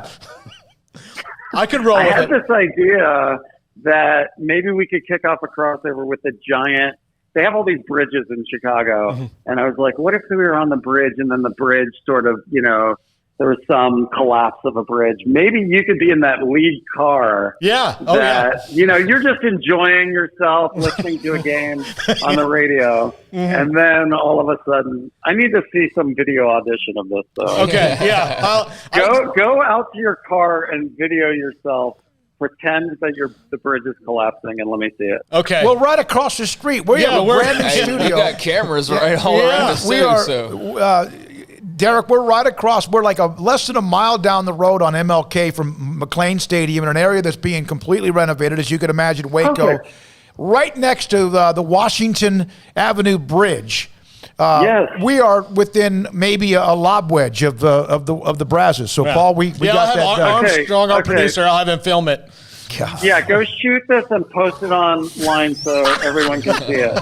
And then I'll let you know. All right. Hey. And if I just have to be a dead body, then I just have to be a dead body. That's fine. Yeah, look, we can adjust. Like I said, we're light on our feet. As you just text me, Derek, I will give him the wrong number. I'll give him. Oh my! How you mentioned how you were delayed a couple of months because of COVID. Yeah. How you have so many people doing whatever you do around a set or where you are filming something, has that been affected by where we are today? We lose him. Derek, you there? Nope, looks like we lost him. I mean, he's on the phone. Yeah. So. Yeah, no, that was a connection. We'll try to get him. Yeah, we have Moon Urson, Baylor senior guard. Well, I'm just curious about that because you have a lot of people. You know, you have production and you have audio and you have video and you have actors and actresses. He was talking about all the testing they're doing and said they're doing that and that's going to continue on. So that's part of it, but I think we got him back on. Derek, I know you got. Sorry about that. You mentioned how you were delayed a couple of months because of where we are with the pandemic and COVID, and you mentioned the testing. But how about the spacing or how it affects what you guys are doing when it comes to on set for the TV or anything else? Has that been somewhat normal? Yeah, we tried to write so that the audience wouldn't know what we were doing behind the scenes. So in a typical fire scene that we would have, we might have, 15 actors running into a burning building. And then what we did was we were like, okay, truck, you park around back, squad, you go in the front, and we'll meet in the middle. And so the audience watching doesn't realize, we only have 4 actors there and the other 4 are shooting on a different day. So we haven't done the big 20-person scenes that we normally would, but I think if you watch the show, you wouldn't notice. Yeah, that's what I thought. And so Hey, man, we appreciate it. You have a Super Bowl pick by any chance? Kansas City, Patrick Mahomes against Tom Brady, and now Tampa Bay? Yeah, my brother lives in Kansas City, so I gotta pull for the Chiefs. I was really hoping the Bills. I just really liked the Bills team this year, so I was kind of hoping they were going to win. But I think the best two teams ended up in the Super Bowl. Maybe the Packers would disagree. I have never asked you this question, and if I have, I apologize. How did this become your love? How did this? You mentioned your father and some of the things you watch with some of the movies, but how did this get in your blood? Yeah, I always wanted to be a writer, and my dad would leave books lying around, and Stephen King books when I was a kid. And I read, before I read Stephen King, I was reading, Jimmy Wins the Football Trophy or whatever. And then I read these books, and it was, my eyes just opened, and it just became something I wanted to create stories like that. And then I always loved movies, so that was a natural fall. I'm a huge Stephen King fan myself. Is there something that you would like to adapt of his or work on? Oh man, there's been so many good ones. I love The Stand, so I was curious to see how that one would turn out. I've only seen the first couple of episodes, but my favorite one from when I was a kid was this book, The Body, that became a movie, Stand By Me. And it was the first time I had seen kids written like kids actually talked. And so I don't know. That's a great question. I'm trying to think of like one of the more recent ones, but they all get adapted. They're Stephen King books. Yeah. Derek, thank you very much. Whenever you've always been so good when you respond. We appreciate you being a part of the show. Glad everything's off to a great start with what's happening with your series and all of them along the way. You've done an incredible job. I know Baylor's proud as well. Oh, thank you so much. I can't wait to see this audition. Oh, I'm geared up. I just got to get into character a little bit, and then I'll be fine. Does it need to be raining or anything? No. Derek Haas. I think it's going to be all in the performance. Okay. All right. Okay, that'll never, ever air. Thank you very much, Derek Haas. Paul, the pressure's on you. Derek Haas, American writer, producer, Baylor alum. Man, he's always been so gracious. Appreciate his time. Always liked something a little bit different. And obviously his love of Baylor and athletics, but also what he does. Those series have all they've gotten popular.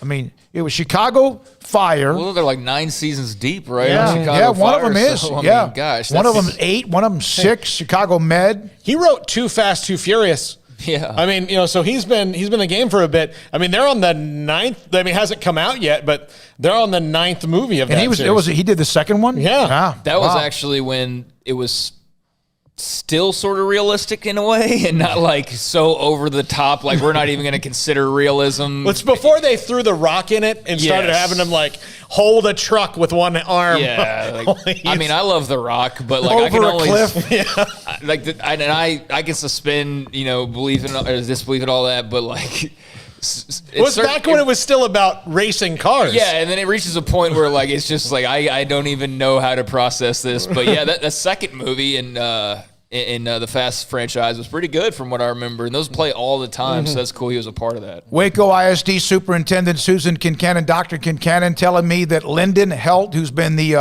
been at South Grand Prairie as the defensive coordinator, is the new head football coach at Waco High. And then also, Kent Laster, he was at Central High School in Little Rock, is the University High new football coach. We're in touch with them, working on getting one or both possibly on the show today to discuss what's going on with them as Waco and University have new football coaches. Again, Kent Laster, the new head coach at University High from Central High School in Little Rock.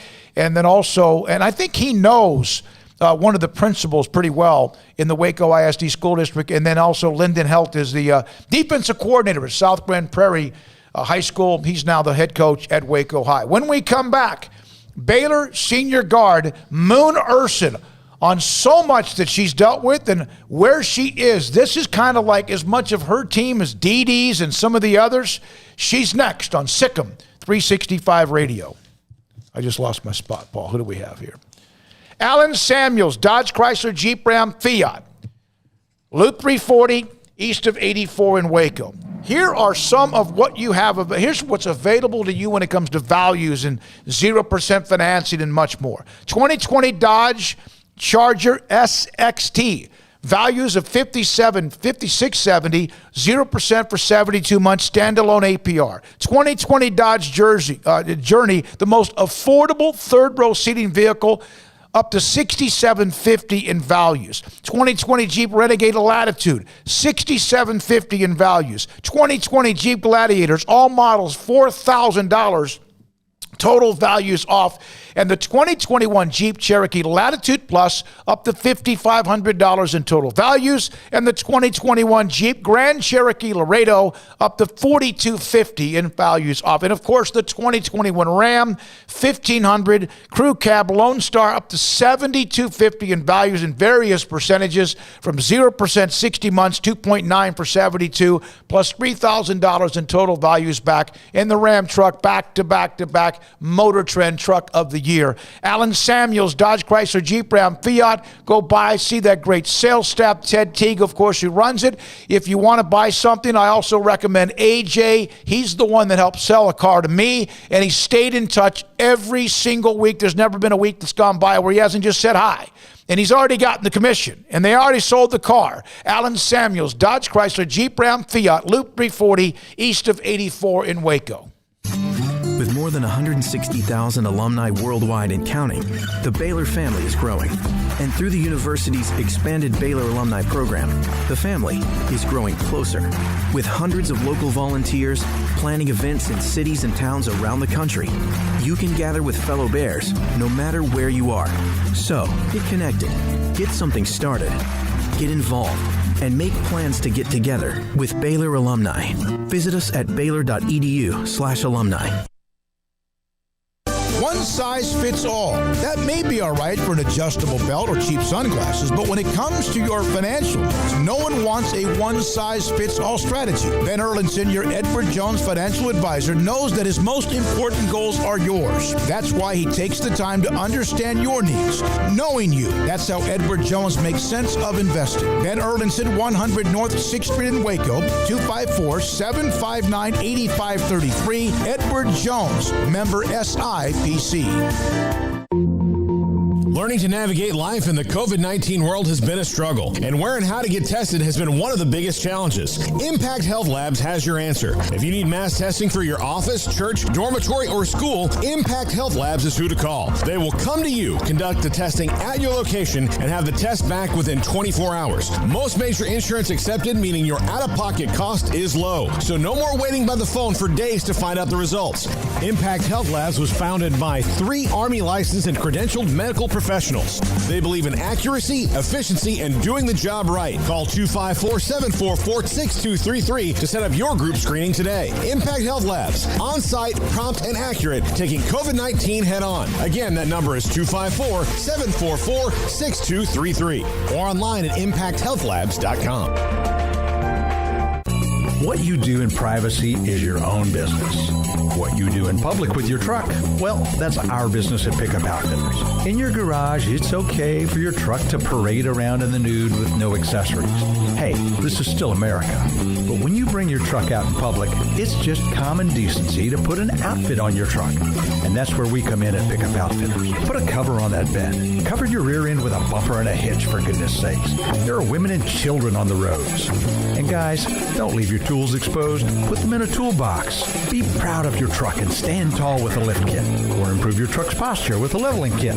Add some class to your pickup with new wheels and tires. Or dress up for a date with your new RV or boat with a fifth wheel or a receiver hitch. At Pickup Outfitters, we're dedicating to making the roads decent for all Central Texans. So when taking your truck out in public, remember your manners and accessorize it properly with an outfit from Pickup Outfitters.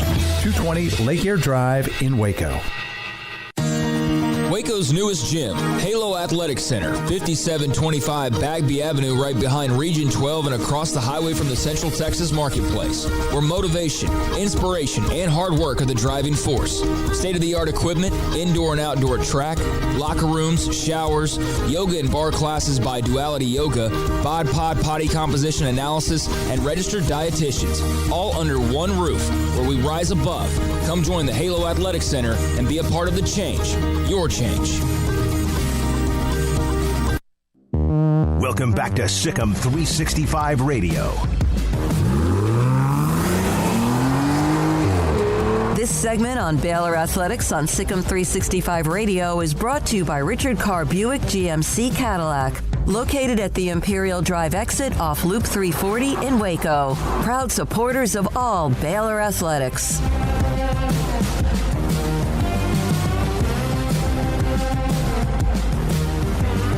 Baylor senior Moon Urson with me, David Smoak on SicEm365 Radio.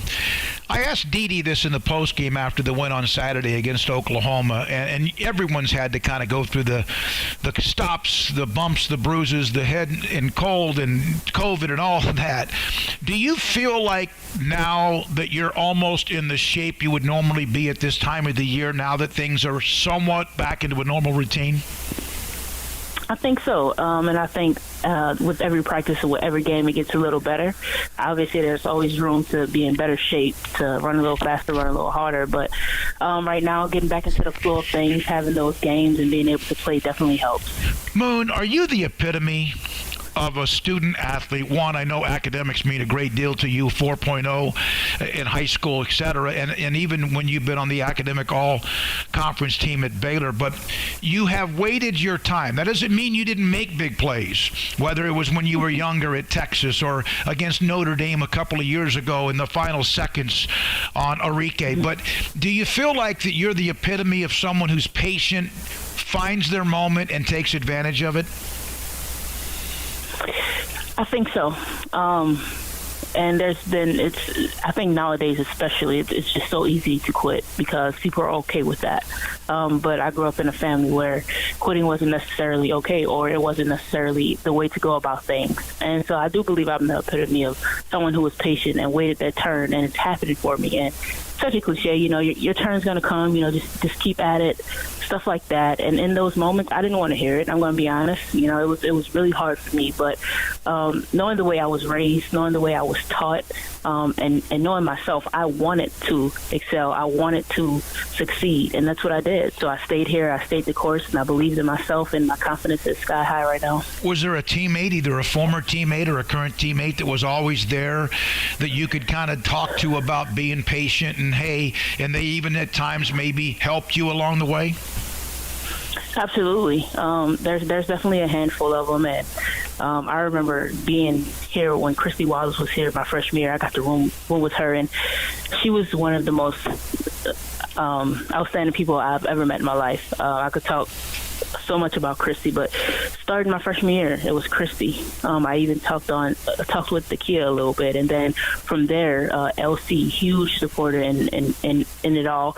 And then Dee, she came in with me, and she's going to leave here with me, but she's always just in my ear about the small things, about the big things, and now it's coming from a few more players, just those who said they always seen it in me, who's always believed in me, and they're just excited for me. So I've had my handful of people who's been here since day one and who's been here through the midst of it and who's still here with me now.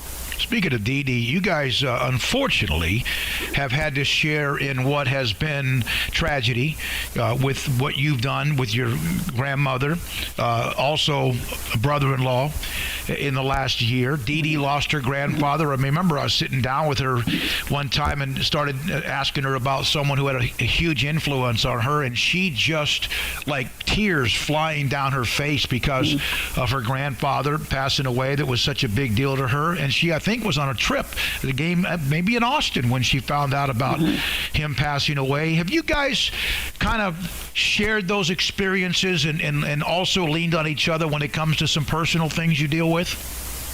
Oh, for sure. She's always just one phone call away, and so am I. And we see each other every day, and we try to grace each other with more of our smile and our happiness. But there are times we just like, wow, I can't believe it. And there's times where only we know how we feel. So I can have a conversation with her. I can have that same conversation with someone else who may not necessarily understand it because they didn't go through it. So through hardships, for sure, we've been here for each other. We've had those personal moments and those talks, and where we're just like, I feel like I can't go today, but, one of us pick up the other, or we pick each other up. So I'm super thankful to have her in my life, especially during this time. And just to be able to share with someone that level of personal. So, you know, this thing we've seen as a country, as a world, COVID, and you guys got shut down in March as you're getting ready to fly. Everyone knows the story. You're on the tarmac at Waco and get ready to fly to Kansas City, and everything's shut down. And now that you look back, it's been 9-something months. How would you explain what you've been through personally and what we've been through in dealing with this? Because you've had it, you've been quarantined, you've been, all of that stuff. Plus, again, going back to what happened with the tournament and then your grandmother. Yeah, personally, I think it took a huge toll on me. One, the Final Four and everything was supposed to be in New Orleans, my hometown, where I was going to be able to play in front of all these people, and that doesn't happen for everyone. Secondly, my grandmother, I was not even necessarily recovered from losing my grandfather from the previous year. And then it happened so quick, with my grandmother. It wasn't like she's dying. It was a 3-day period, and I just lost her, and that was my whole world, and everything started crumbling. And then we had to go into this quarantine where we couldn't see people, or you couldn't hug people, or you couldn't just be normal. And so on a personal level, especially for me, because I'm a loving person, and I would rather greet you with a hug than a handshake. So for me, that was super hard, even being around my family, who some of them actually had COVID, and so it was just the whole thing about us not being able to really spend that 6 months or however long we were home together. I mean, I was with my mom, my brothers, and we were just at our house, and every now and then we'll see the rest of our family. And then on a basketball level, I mean, that basketball is our whole world. So we practice every day, we see each other every day, we're in the gym trying to get better every single day, and the main part of the season, the most exciting part, the part everybody waits for, they shut it all down. And we was all looking forward to that, especially after that loss that we took before the season ended. And I just think we was coming back with a vengeance, and we never got to prove that. And some of the kids here, LC, Juicy, and Taya, they never got to finish what they started. And it was just tough. It was super, super hard. So I'm glad right now we're in a position to be able to just play, even if it means having so many fans, or even if it means testing every single day. I'm glad basketball is back. You guys on a pretty good roll. You have had a couple of stinging losses, Arkansas on the road, and then obviously the game at home, which was kind of shocking because you guys don't lose at home. And It was after you had not practiced, and Iowa State's probably the worst team you could have played, other than one of the other elite top 5 teams, after not being together. Can you kind of describe that game, knowing that they were good, well coached, and they always have had a plan, and then just kind of watching that game, and you just could never, ever get to a point where you could take control of the game? Yeah, we want that game back for sure. We watch film on it and we learn from it, but we just watching ourselves. We just making mistakes we don't normally make, or just not being in game shape, or just it was so many little things that changed that game, or which is why we couldn't necessarily take control. That maybe mistakes we wouldn't have made if we were practicing for a week and we was into a flow. Which I'm not taking any credit from that team. They're a great team, great coach. So kudos to them. But I definitely think about that game every day. I mean, I remember after losing, I was like, wow, I can't believe it. The next day, I was like, did we seriously lose? And the next day, and even today, we still think about it. But all we can do now is use it to fuel the rest of our season, and use it when we play them again, and hopefully different outcomes. Well, and you have TCU tomorrow, and then you have the game Sunday in Ames. How do you not look ahead? One game at a time. This league, this season, there's upsets all over the place. There's close games all over the place you wouldn't expect.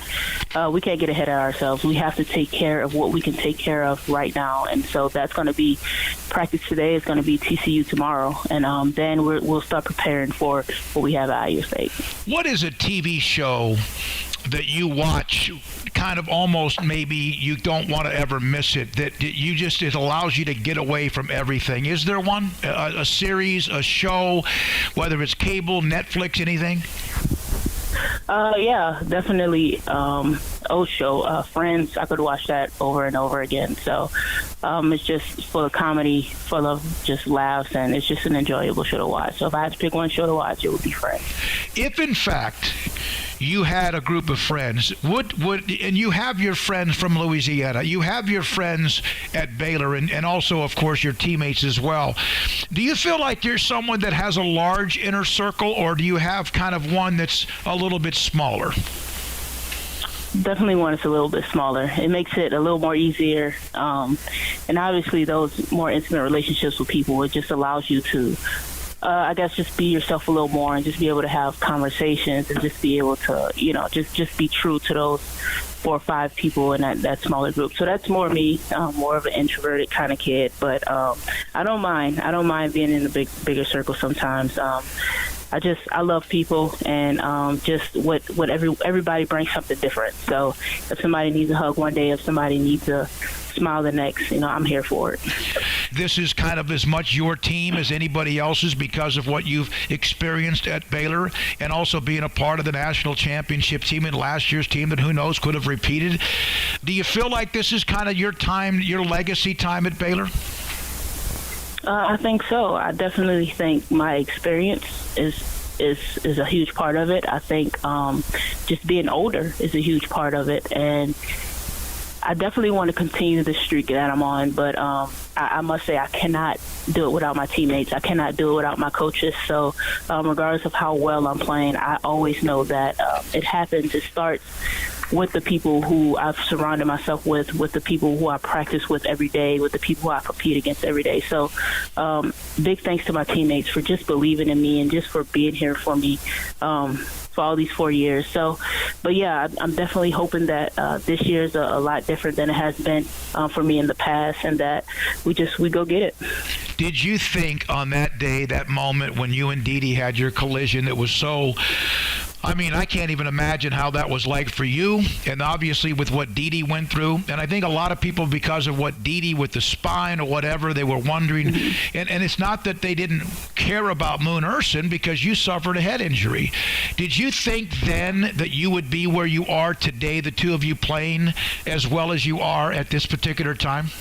Honestly, I didn't think past that day. I know that before that had happened, I was practicing really well. I was feeling good about the season. I was feeling good about where I was. And then the collision happened, and I'm be honest, a couple days after, a week, maybe even a week or so, I just seemed like I couldn't get back into the rhythm. I was kind of going back into the old slump of just where I was before, just not being the best me or just making silly mistakes. But I just stayed the course, and I just continued to get after it, just continued to give it my all. And so after about a week and a half, 2 weeks, I kind of got back into the rhythm, and we started practicing a lot more, a lot harder. And so I definitely don't think I would have been where I am today back then.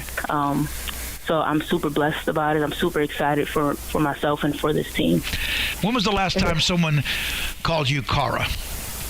I'm not sure. I couldn't tell you. If my first name is ever mentioned and then my middle name is mentioned, it was my mother, because that means I was in trouble. Yeah. If she said my first, middle, and last name, that means I was in trouble. Has that ever happened with you?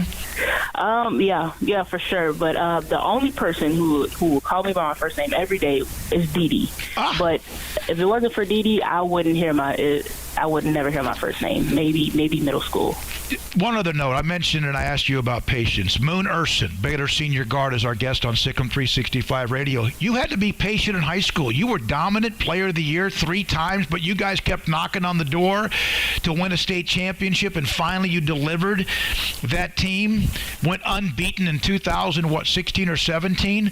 Is that kind of also where you learned a little patience? Absolutely. It all goes hand in hand.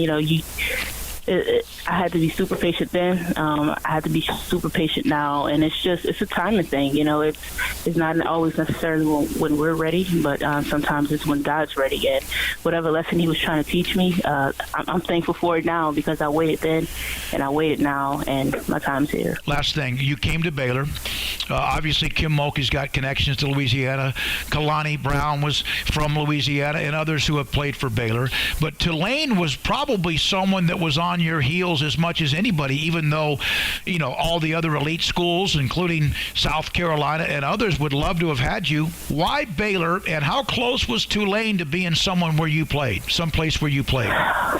Oh, gosh, super close. I mean, they were literally in my backyard, especially for me, someone who loves to be home, someone who loves my family, and I love where I grew up at.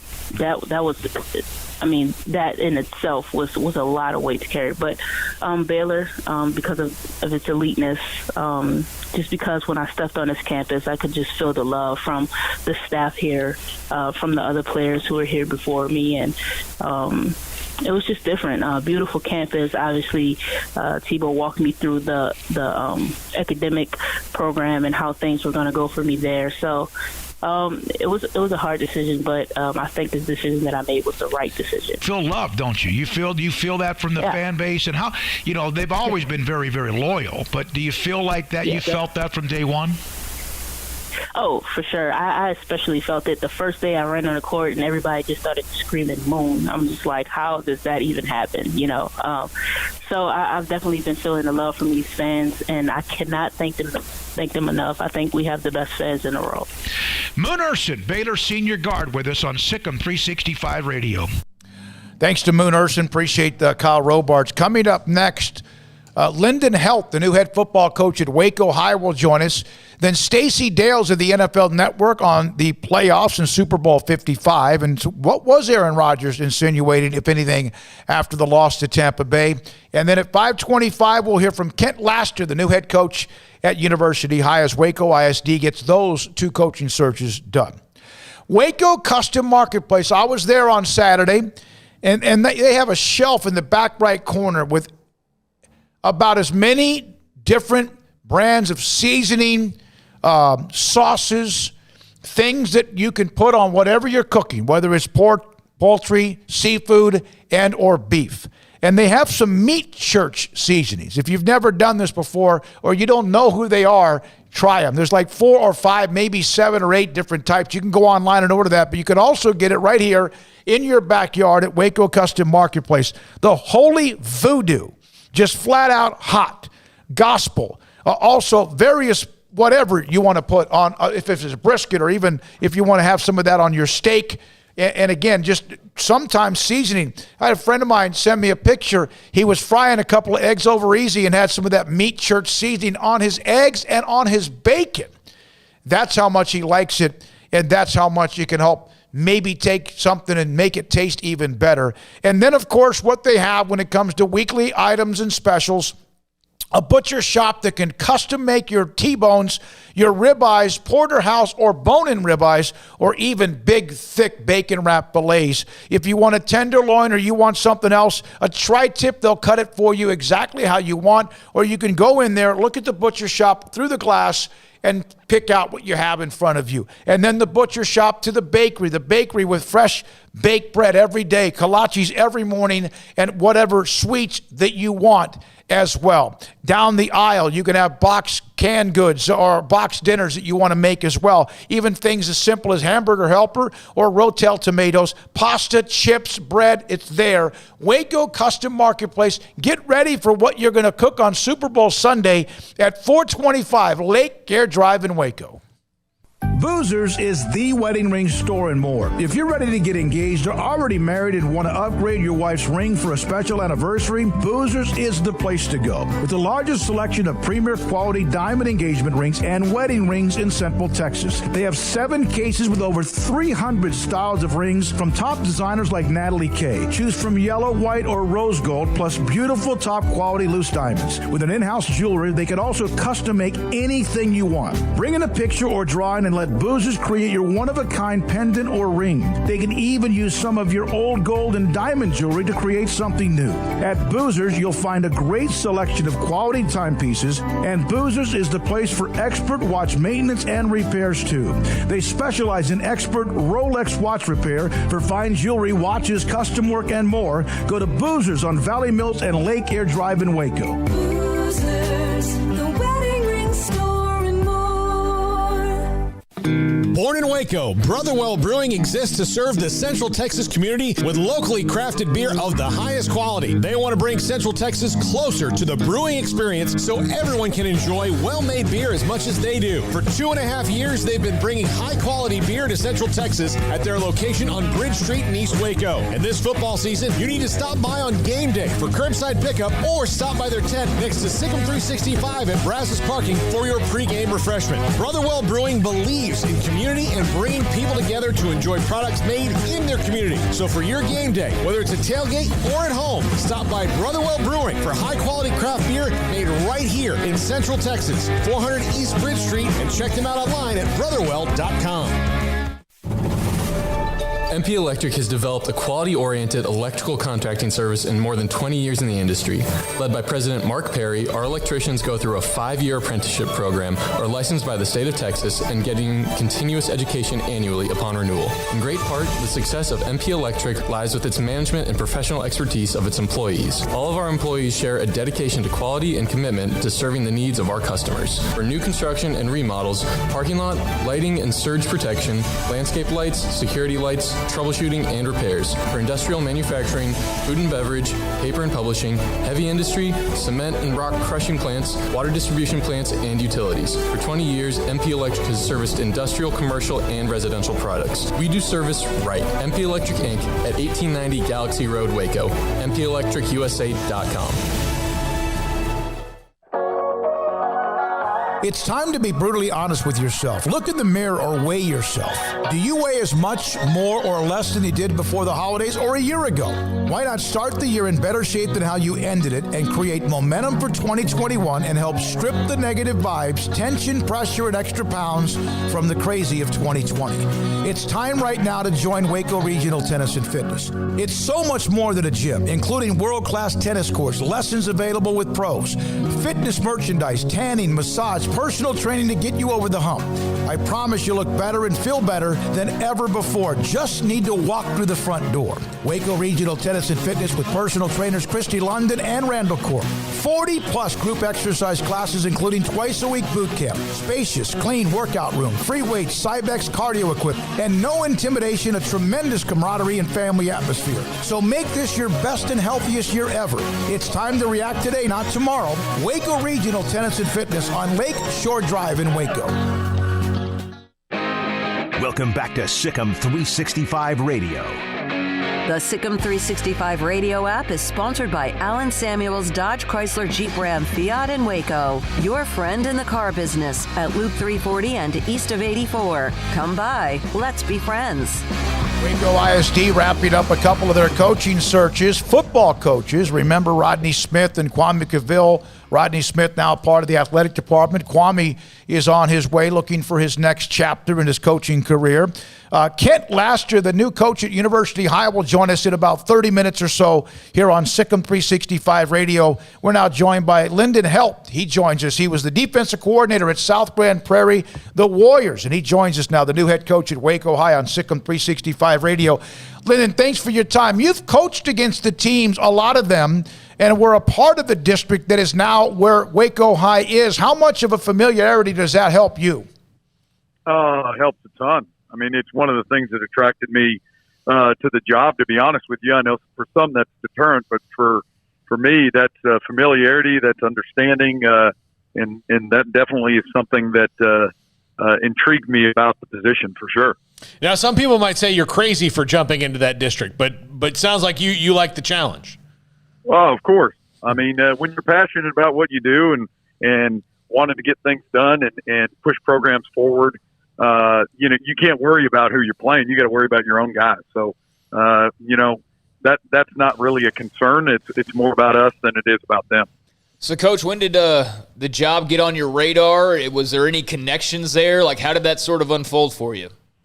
Yeah, coaching is a unique world, and coaches kind of talk, and so it got to me word of mouth, and that's nice when it gets to you that way, and so it got to me word of mouth, and then I was intrigued by it. I was asked to apply and tied into that, and I did, and then I was it was all up from there. So everything that we talked about, discussed, as far as the advancement of the program, the district, the way things were moving, were all positive. And so it turned out to be a huge blessing for me. And then I'm hoping to return that blessing to Waco ISD. Sometimes there has been a concern about the commitment to the athletic department. Obviously, Ed Love, the new AD, Susan Kincannon, Dr. Kincannon, the superintendent, she loves and understands the importance of athletics as well when it comes to the whole entire high school experience.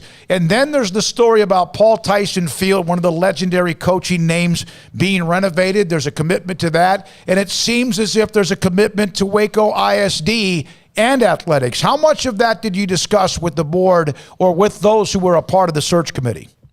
That was huge. I mean, that was huge.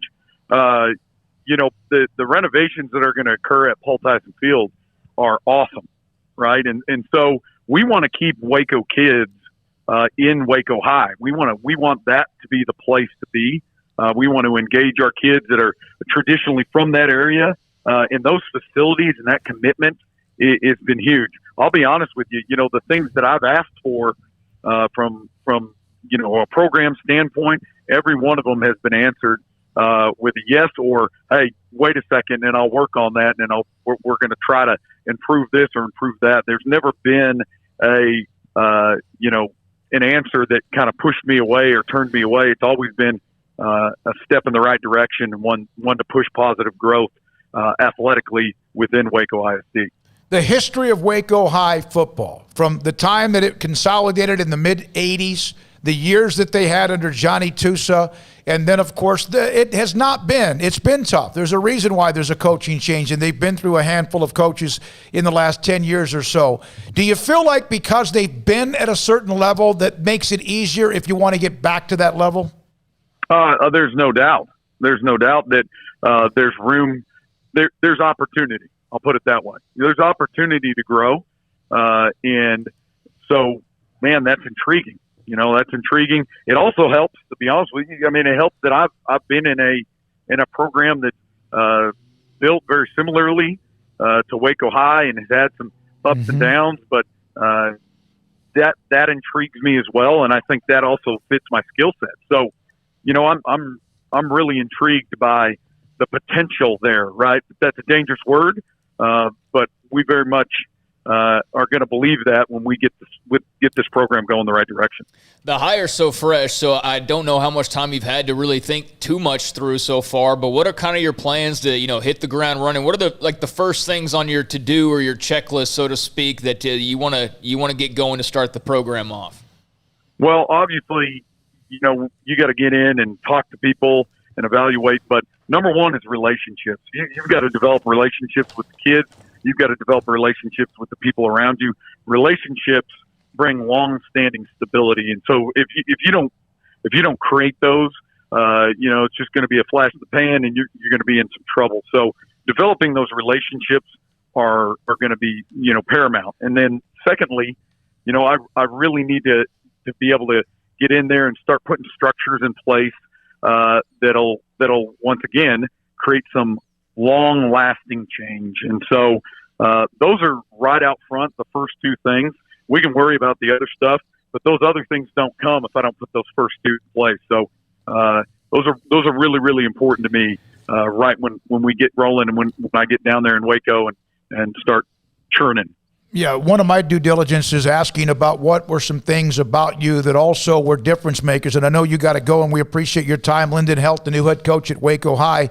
And one of them was he was known as one of the best teachers in the entire building, not just like in whatever class. You were part of advanced placement. And I know that as a football coach, that's going to be very minimal, but it is teaching. You're teaching young men about skills, life skills, football skills, and all that. So that's something that matters to you, huh? It very much is. I can't sit in front of Dr. Kincannon and say, hey, we're big on academics and hire a bunch of cruddy teachers. It just doesn't work. So, that's something that's important to me. And that great teachers are great coaches. I don't care what anybody says. That's at the forefront of what we're trying to get done academically and on the football field. So, guys that can't teach they find a hard road in our business. So, that's really, really important to me. And I think should be put at the front of what we're trying to do in our program, for sure. When Dr. Kincannon was hired, because I know what she did at Belton, I knew that she would eventually, this would be a point where she could try to get the program, not just football, but the athletic department in shape where they could rebuild, and you're part of that process. Lyndon, thanks for your time. Congratulations. What does today mean to you? It's huge. It's huge for my family, but hopefully it's another step to kind of fulfill my calling as a coach and kind of what I feel like I'm called to do and motivate and change kids' lives. So really, really exciting day for me. Thank you, Lyndon. Appreciate your time. We'll be in touch again. That's Lyndon Helt, the new head coach. He was the defense coordinator at South Grand Prairie, I believe, for 6 years, now the head coach at Waco High. And the Lions, who were created back, remember, 1986 or so, had the great run under Johnny Tusa. Marty Herbst had some success when he was there, but, boy, they've struggled. And Kwame came in. He's an alum. It just didn't work out. And now Lyndon Helt is the head coach at Waco High. We'll hear from Kent Laster, the new head coach out of Little Rock at Central High School in Little Rock. He'll join us today after our next segment. He's the new head coach at University High. And then, coming up, we'll hear from Stacey Dales of the NFL Network. She was at Lambeau. Her thoughts about Brady and Mahomes and Rodgers and much more. This is SicEm365 Radio.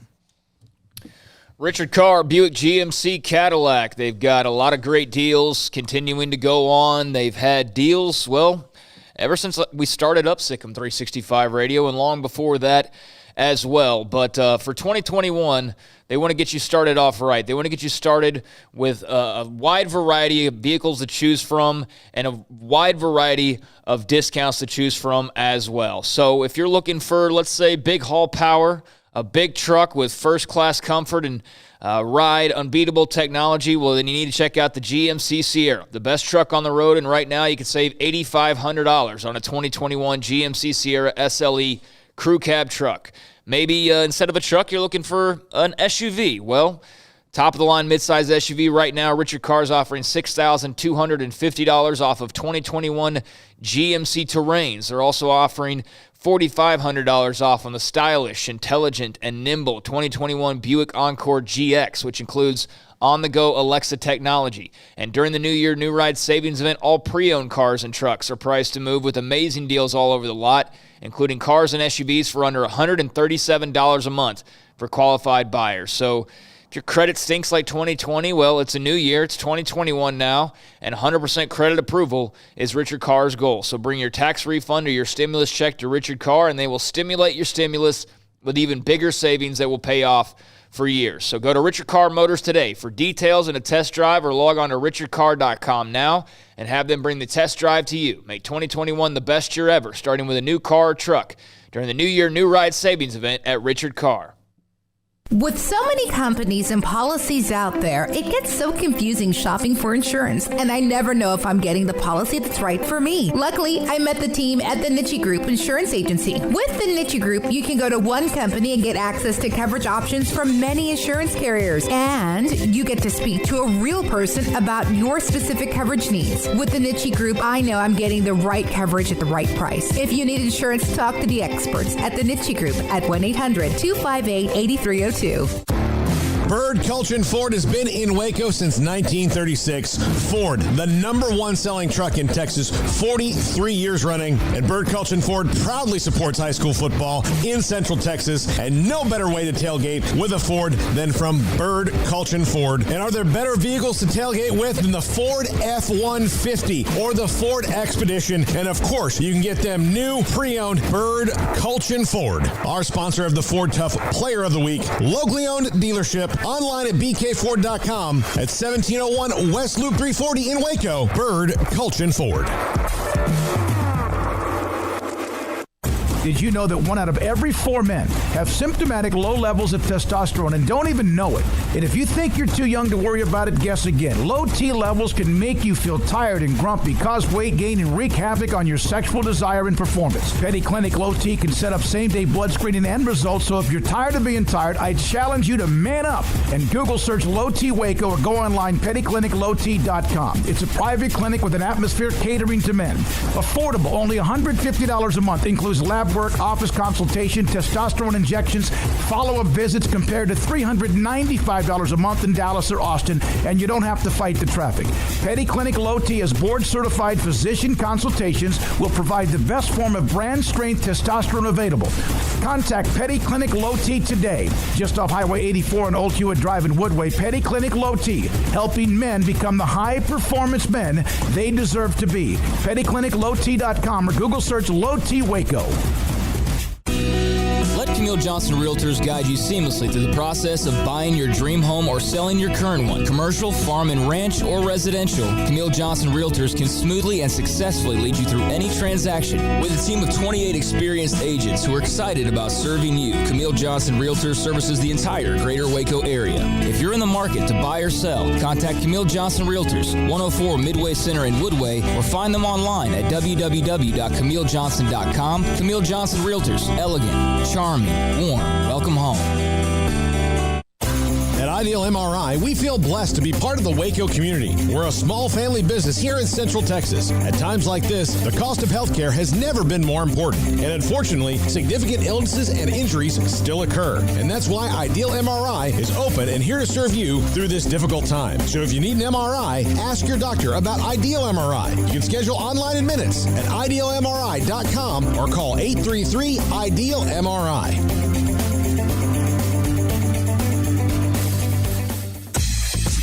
Southwest Sports Medicine and Orthopedics, the team physician of Baylor Athletics. Our doctors specialize in the diagnosis and treatment of any and all sports-related injuries, celebrating over a decade of service in Central Texas. Our doctors are equipped to handle a wide range of issues, whether it's your foot or ankle, orthopedic spine care, your hand or wrist, knee and shoulder pain, or if you're in need of our arthritis or total joint clinic. Come see us at the new Baylor Scott and White Ted and Sue Getterman Sports and Orthopedic Center. Trust the doctors at Baylor Trust, Southwest Sports Medicine and Orthopedics. Our goal is to get you back in the game. Welcome back to SicEm365 Radio. There's Mahomes. Look at underhand, and he throws it for the touchdown. How about that throw? The 5 o'clock hour is sponsored by Edward Jones Investments with financial advisor Tom Albers, staying in touch with you and your money through these difficult and changing times. Edward Jones, making sense of investing. Now here's David Smoak, Paul Catalina, and Craig Smoak. Stacey Dales of the NFL Network and also does analyst work with college basketball as well. Joins us on SicEm365 Radio.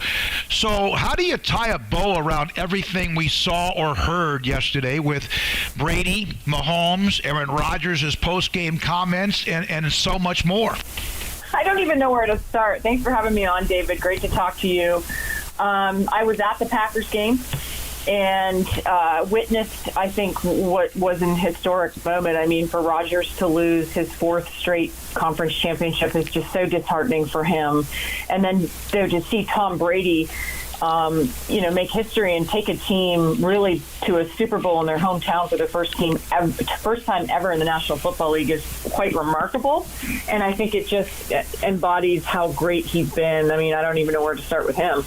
But and then, of course, you jump over to the Bills and you see a young buck in Josh Allen against, the baby goat to come. And that, of course, being Patrick Mahomes. So I think Mahomes showed why he's so great, why he is an MVP caliber discussion quarterback every year in the NFL. But, you feel bad for, I've been on the Packers beat for quite a few weeks, and you feel bad for a guy like Aaron Rodgers. Do you feel like his comments were more just disappointment, or did they actually have a little more sting to that?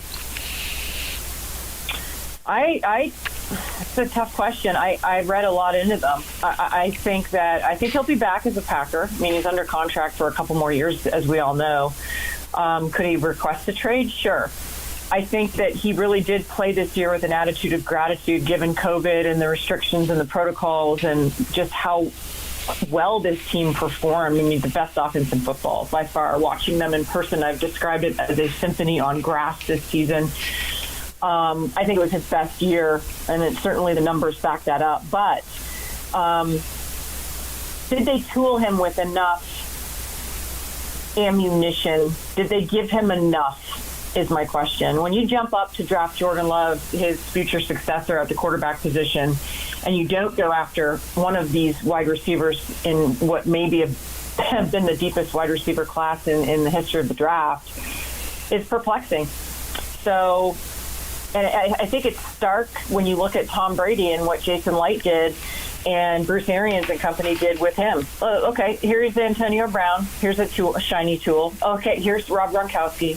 Here's Shady McCoy. Here's Leonard Fournette, who was a first-round pick. I mean, when you have a guy like Aaron Rodgers, that immediately, David, tells you you have a chance to win the Super Bowl.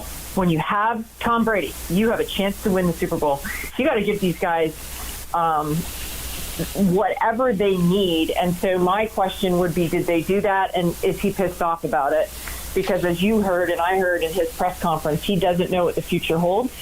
And we'll see what happens with it.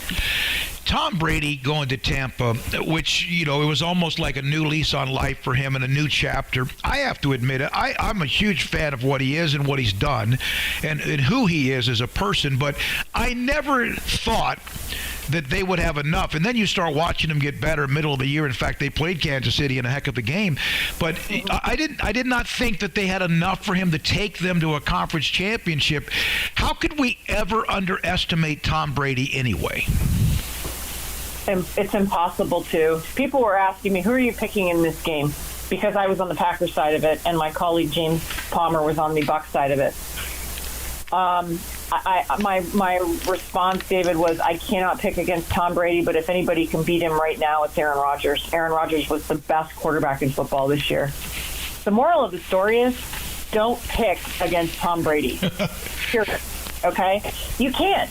I mean, 6 Super Bowls?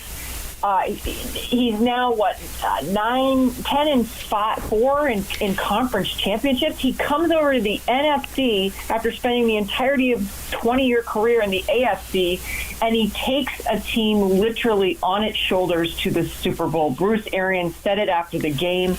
When you get Tom Brady, everything changes. And so I just think for this Bucs team, I'm happy for them. And I love, as my dogs bark in the background, sorry about that, I love that they have gotten better. So what Tom Brady does, David, in my opinion, he forces you to be great. He absolutely doesn't settle for anything less. And there's an energy about him that demands. I mean, when you have a rookie, and again, I love the first-round pick, right tackle Tristan Wirfs, who Aaron Rodgers basically grooms, and then Ryan Jensen, the center, the relationship that has been ensuingly growing throughout the course of the season. He demands excellence. I remember when they played the Bears, I forget which week it was, but in Chicago, and he was literally chewing his linemen out. I mean, it was on the TV copy, you better believe. And I just thought to myself, these guys are going to become really good by the end of the season. I thought there was a strong chance we might see Tampa in the Super Bowl. I just didn't think they would beat the Packers to get there. And it wasn't easy for them as well, because there were a couple of times when Brady threw, picks and Arians kind of, was not afraid to say something. It's not like he was scared to death because, Arians is the head coach. But I thought what Arians said yesterday in the postgame, what you mentioned, was unbelievable. He's like, no, this is it. He took us to this promised land, so he was like their Moses. Yeah, of course. And that Chicago game was all the way back in week 5, right? So, yeah, you're absolutely right. He I don't even know. That's why I'm just stuck on words. I really don't know what more to say about it. Other than if I were a player in the National Football League and Tom Brady was quarterbacking, I would want to be on that team. Mm-hmm. Yep. When you go to Lambeau Field, so they had shoot, I'd have to look at the final attendance numbers, but of course COVID has affected all of it. So there hasn't been a great home field advantage, but it is still Lambeau. It's still in temperatures in the 20s. There were just under 9,000 fans, and they were still loud, and there is a mystique about Lambeau. So Tom Brady marches in. Yeah, he threw 3 picks in the game. In the second half, he had a 51 passer rating. So credit to the Packers defense for, becoming a little bit better in the second half because they were non-existent in the first half. But he beats Aaron Rodgers, who's going to be the MVP this year, on his own field after a 16-year career for Aaron Rodgers with the Packers. I mean, you can't write these things up. You can't drum them up. I just think that I love what Bruce Arians represents. I love that he's a player's coach. To be second in the NFC South, to take a franchise from nothing to something is simply awesome. And that defense, bar none, is one of the fastest, most violent defenses I have seen in person this year. And that is going to go under-talked about, unfortunately. But if you want to give a game ball to anybody, you give it to Todd Bowles for absolutely obliterating what the Packers like to do. They love the play actions. Under center, play actions. I mean, Matt LaFleur, the head coach, David said after the game, we were too much in the gun, especially in the fourth quarter, and Todd Bowles basically got them out of what they do offensively. It didn't look like the same Packers team to me. Yeah, there was some hits early in that game, one on Aaron Jones, a couple of others that were just, it was like the message sent early. So Patrick Mahomes is now in his third year, 2 Super Bowls, won it last year. And I've always believed this, whether it's a college football coach that couldn't win a championship for a long time or a quarterback like Elway, so many times he couldn't win, and then he wins back to back. And Andy Reid, so close and yet could never, had some struggles in the playoffs at times.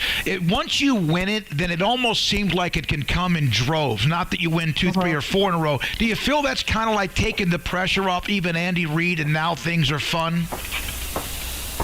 Yeah, and I just think that, Patrick Mahomes is great. He's just when you watch him, his mannerisms, what he does on a field. I always watch quarterbacks when they're not on camera. What do they do? What's their body language? I mean, he's just spectacular. But there's something to be said about veteran coaches. Andy Reid has seen it all. What I love is that this team invested in Patrick Mahomes. What was it, David? A 10-year investment. When you tell people they're great and you believe in them, chances are they're going to be great and they're going to do great things. And there's an energy about that. I think we need to compliment people more generally in life and tell people what they're really good at. And that's what Andy Reid does. He knows he has one of the best quarterbacks in football, and he's going to have him for years to come. So you then become a mad scientist. And so what we see with guys like Tyreek Hill and Jason Kelce and how the offensive line performs for Patrick Mahomes, it's really special. And it's really difficult to defend. And so for a team that went 14-2 this season and beat the Bucs, by the way, when you look back this year by 3 points at Raymond James Stadium, and that was back in Week 12, phenomenal. And by the way, this was a game for the books because when I went back this morning and looked at some of the stats, the total yardage alone for each team offensively was fantastic. Again, 27 to, I think it was 24, if I don't recall.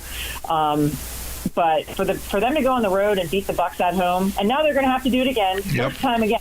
I remind you, first time we've had our team play for a Super Bowl in their home stadium against a team that's trying to replicate a Super Bowl the following year. It's just sensational, really. Yeah, the last 2 quarterbacks who started and won a Super Bowl, because that's never happened either, which is hard to imagine. But with Mahomes winning last year, and of course Tom has won 6 of them. Well, I want to close it out with this. Stacey Dale's NFL Network, and also does broadcasts with Fox when it comes to college basketball. You are going to be inducted into the Oklahoma Sports Hall of Fame. You were a part of those great runs that Oklahoma women had. There's some other unbelievable names on this list. When you got that call, what did it mean to you? Well, thank you so much for acknowledging that, David. It's an incredible honor.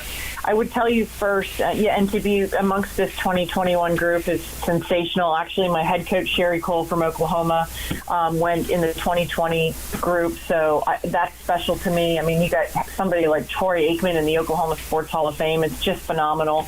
It's never, ever about one person. Any time there is an honor of something like this, it's a collective honor because you are touched by so many people along the journey that it just makes you appreciate the journey because of all of those people that helped you along the way and that pushed you and maybe said something to entice a little bit more out of you. So that's how I look at it.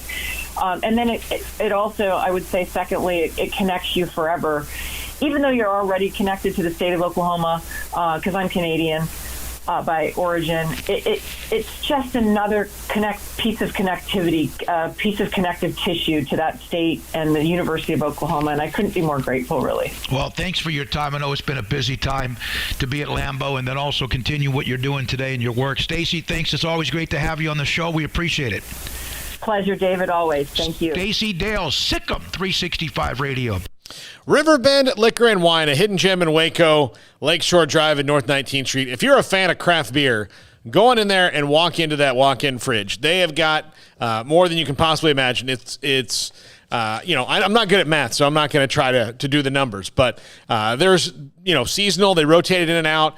You look on the website of the list, and it's like 25 to 40 lines of just these are the different varieties that they rotate in and out depending on seasonality of their craft beer.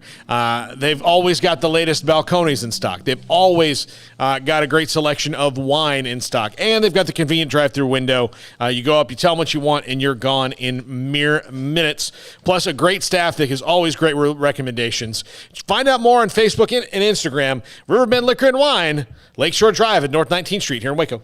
With so many companies and policies out there, it gets so confusing shopping for insurance, and I never know if I'm getting the policy that's right for me. Luckily, I met the team at the Niche Group Insurance Agency. With the Niche Group, you can go to one company and get access to coverage options from many insurance carriers, and you get to speak to a real person about your specific coverage needs. With the Niche Group, I know I'm getting the right coverage at the right price. If you need insurance, talk to the experts at the Niche Group at 1-800-258-8302. It takes time to reach goals. It's a truth that applies to more than sports. It goes for your financial goals as well. You work hard for your money, and you deserve an investment strategy that lines up with your game plan. And Tom Albers, your Edward Jones financial advisor, can help. If your financial investments aren't putting forth the effort you desire, stop by today for a financial review. Tom Albers, 4301 Lakeshore Drive, 254-776-7605. Edward Jones, member SIPC.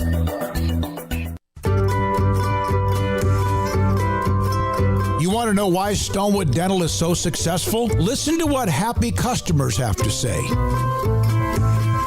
It's pleasant. It's different than any other dentist office. I really feel like they care. And it's not that you're here for 2 hours waiting on someone to take care of you. It's quick and easy, and I bring my kids, and my kids love being here too. They really love the treasure box.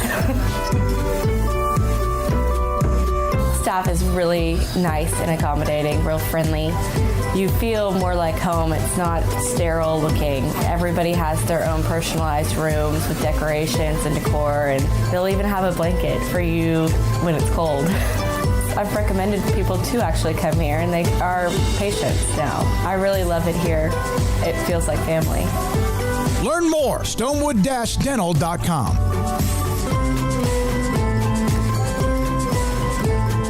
At Baylor University, students can shine in their own way.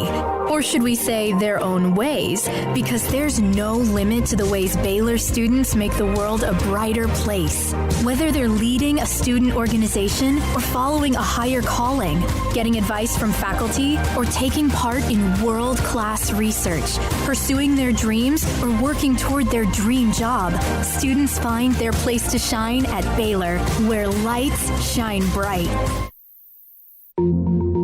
Learn Learning to navigate life in the COVID-19 world has been a struggle, and where and how to get tested has been one of the biggest challenges. Impact Health Labs has your answer. If you need mass testing for your office, church, dormitory, or school, Impact Health Labs is who to call. They will come to you, conduct the testing at your location, and have the test back within 24 hours. Most major insurance accepted, meaning your out-of-pocket cost is low. So no more waiting by the phone for days to find out the results. Impact Health Labs was founded by 3 Army licensed and credentialed medical professionals.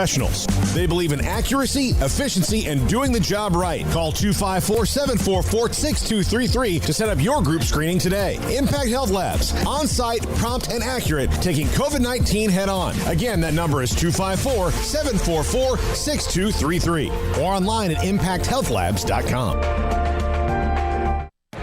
Welcome back to SicEm365 Radio.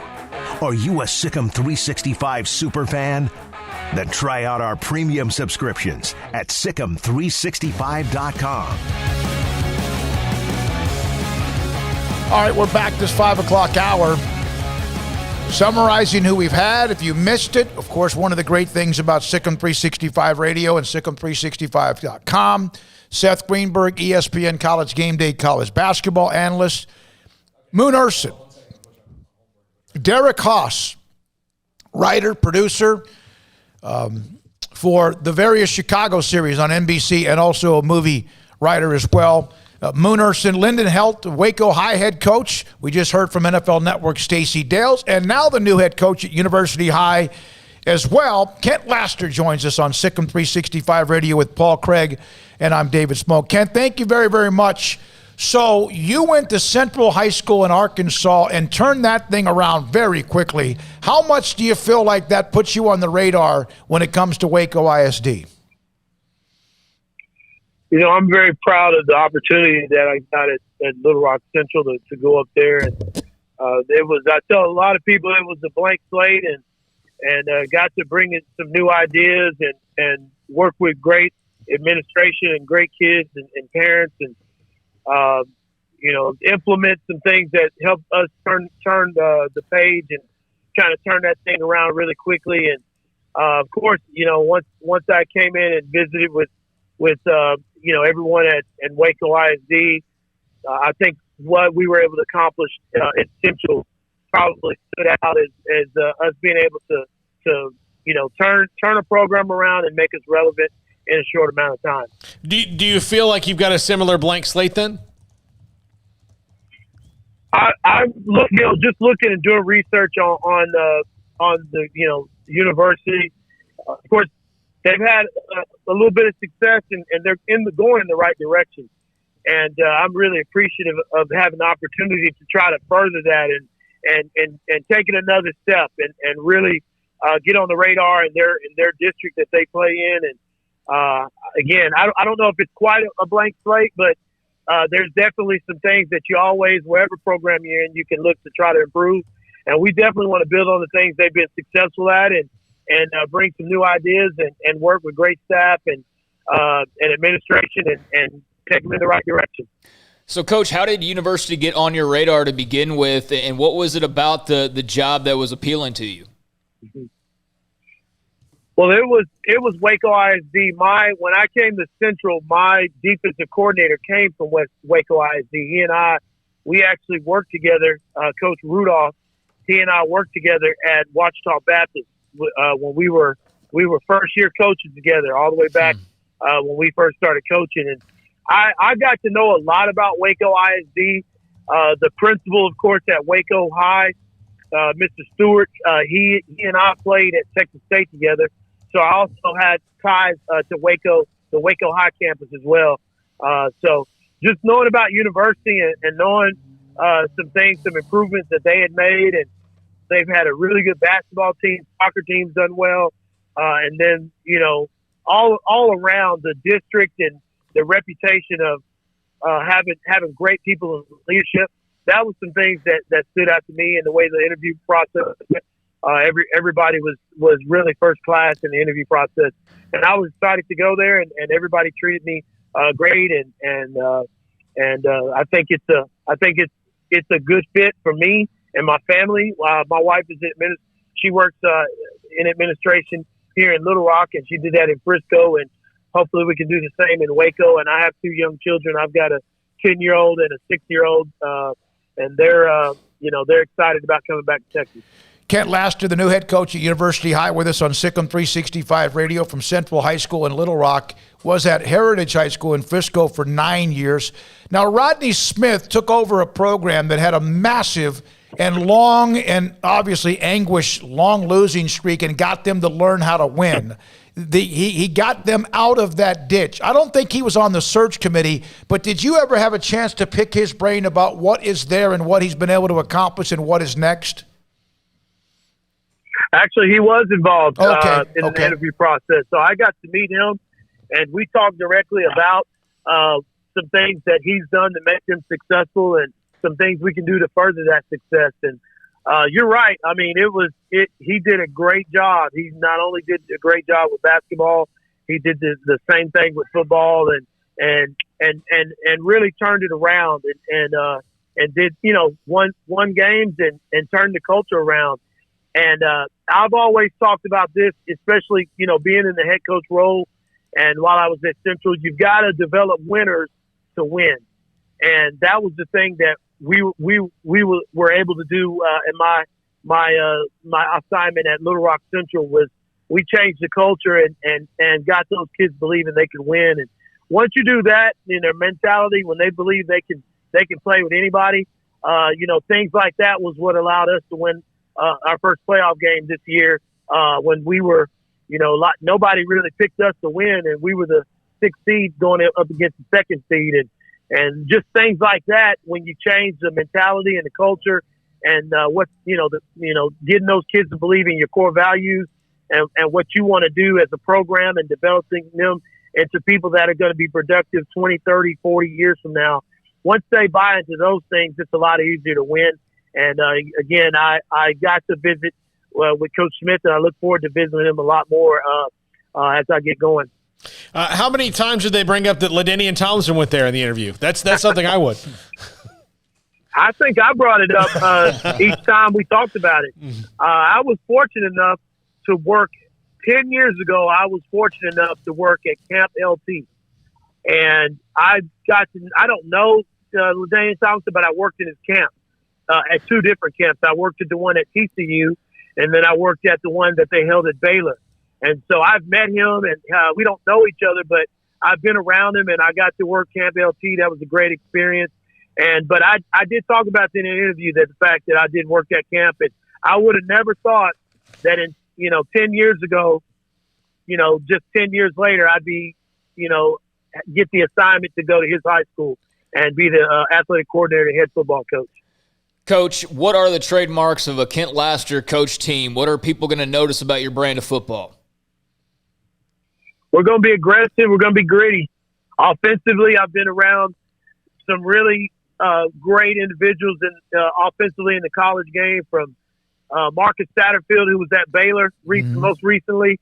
Tom Herman I worked with at Texas State. I also worked with Doug Meacham at Stanford University. And defensively, we're going to be multiple. Of course, we want to be aggressive there, but we also, we're going to be sound and try to take away things that people do well, depending on the game plan. And special teams, that's something, being here in Arkansas, being in Little Rock in particular, being around a guy like Coach Kelly over at Pulaski Academy, who's just looking at them and studying them and being able to pick up some pointers and things that allow teams like that to win. And it's invaluable to have 3 years of head coaching experience going into the university job, and I'm looking forward to it. And I'm excited to be coming to Waco. So you're not going to punt? No, I wouldn't say that. We're not that radical with what we're doing, but I tell you what, just studying them and what they do, and we've never played them in a game, but we played 7-on-7 against them. And again, you're talking about somebody that may not have the best athletes, although they have great athletes. Let me just say that, but they may not be the biggest, on the line. He'll say a lot about they're not that big and all that kind of stuff, but to execute, and they've always got a great quarterback. But more about us at university, we're gonna be balanced. You look at the years I was at Frisco Heritage, I had 1 year I had a thrower, a guy that threw for over 50 touchdowns in 2 years, and then I had a guy that he was as deadly running the ball as he was throwing. I'm talking about Amari Jones, who went to Tulane, and now he's at Georgia Southern. And so we're balanced. We tend to be balanced, but we're going to play to the strengths of the personnel that we have on both sides of the ball, offense, defense, and in the third phase in the kicking game. By the way, Matt Stepp, who does a great job covering high school football, I've known Matt forever since he was like 3 years old, maybe not that young, but he just mentioned to me, he and I are trading back and forth. He went to Everman with your wife. Is that correct? Everman was a pretty good football team. Yeah. Yeah. So she understands football, huh? Yeah. Yeah, absolutely. Matt Stepp and I just, exchanged some messages, and he was talking about he was wishing us well against everybody but Everman. And I said, Everly's probably thinking the same thing. So, my wife is a Bulldog. My in-laws, they live in Everman. And my mom lives about 5 minutes. That was another reason, a reason we're happy to come back is we're closer to our family. And, I don't know, and the thing about it is I think University's purple and Everman's purple. So, I mean, she'll wear purple, but I don't know what sideline she's going to be on. So, who knows? I don't know. Yeah, that'll be interesting. Kent, one thing is for sure that with Dr. Kincannon coming in as superintendent at Waco ISD, she goes through these coaching changes. Rodney Smith is, of course, as you know, a part of the athletic department as well.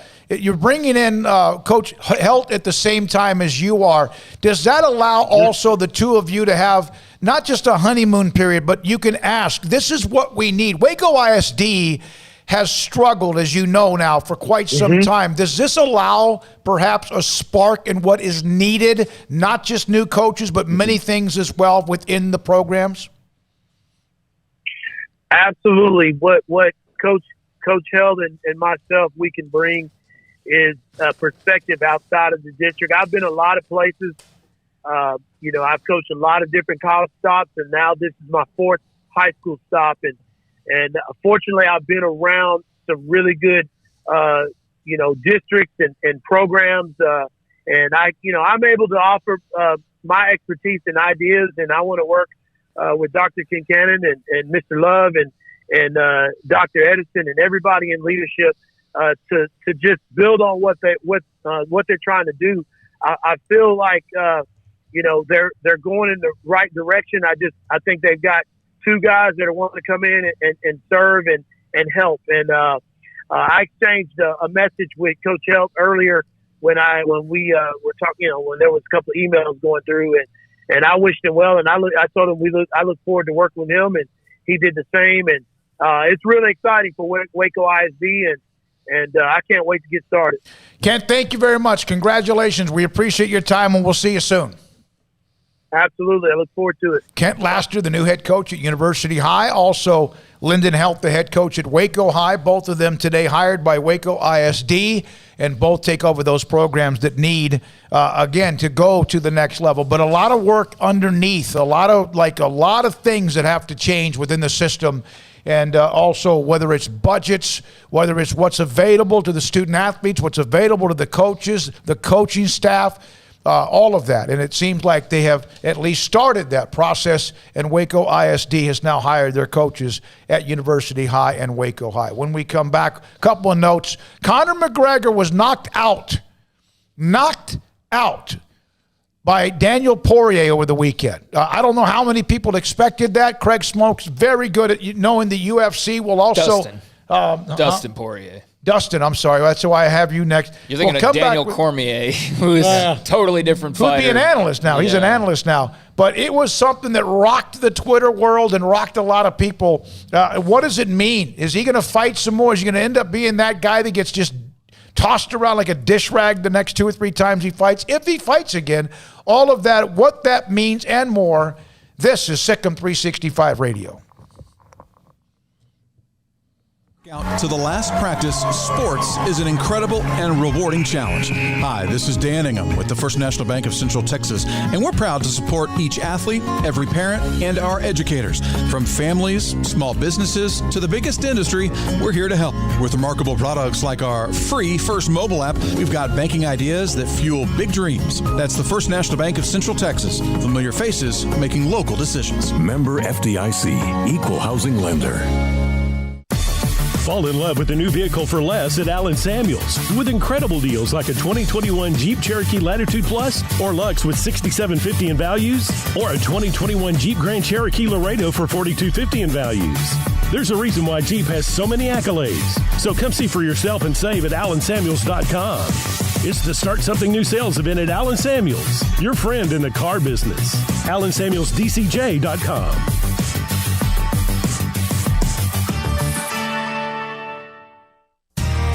How did Edward Jones become one of the biggest financial service companies in the world? By not acting that way. Financial strategies, one-on-one advice, it's a big difference. And that's why Brad Wilson, your Edward Jones financial advisor, makes sense of investing. Experience the difference for yourself. Brad Wilson, 250 Sharon Drive in Woodway, 254-776-4337. Edward Jones, member SIPC. It's a new year. Time to fire up the grill, heat up the oven, get that deep fryer going to enjoy the top quality products at Waco Custom Marketplace. Hi, this is David Smoak, including what you'll need to watch the NFL playoffs and Super Bowl. Ribs, sausage, links, brisket, chicken wings, bags of various snacks, and customized appetizer trays. Don't forget to order something now for the perfect home-cooked Valentine's Day dinner, which is closer than you think, including combo packs with ribeyes, fillets, and lobster tails. Live crawfish season is just around the corner. Absolutely the right time to fire up the grill, heat up the oven, get that deep fryer going to enjoy the top quality products at Waco Custom Marketplace.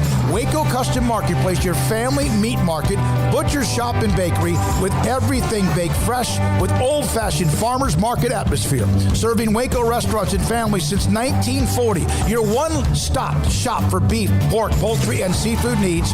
Waco Custom Marketplace, 425 Lake Air Drive or WacoCustomMarketplace.com.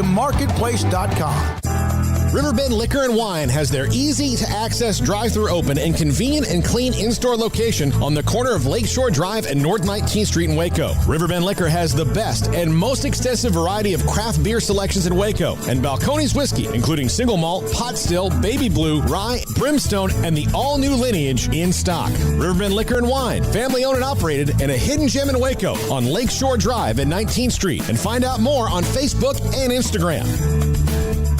Parenting is full of surprises. You never know what to expect. So after our son was born, I called my Texas Farm Bureau insurance agent to set up a life insurance policy in case something happened to me. Sawyer is now 2. And we'll soon have a sister. There's no one else I would trust with protecting my family. Stop by and see our agents at one of our 3 McLennan County locations. Coverage and discounts are subject to qualifications and policy terms and may vary by situation. This is SicEm365 Radio. Text us at 254-339-1122. The SicEm365 Radio text line is sponsored by Riverbend Liquor and Wine, with the most extensive variety of craft beer in Waco. A hidden gem on Lakeshore Drive and 19th Street.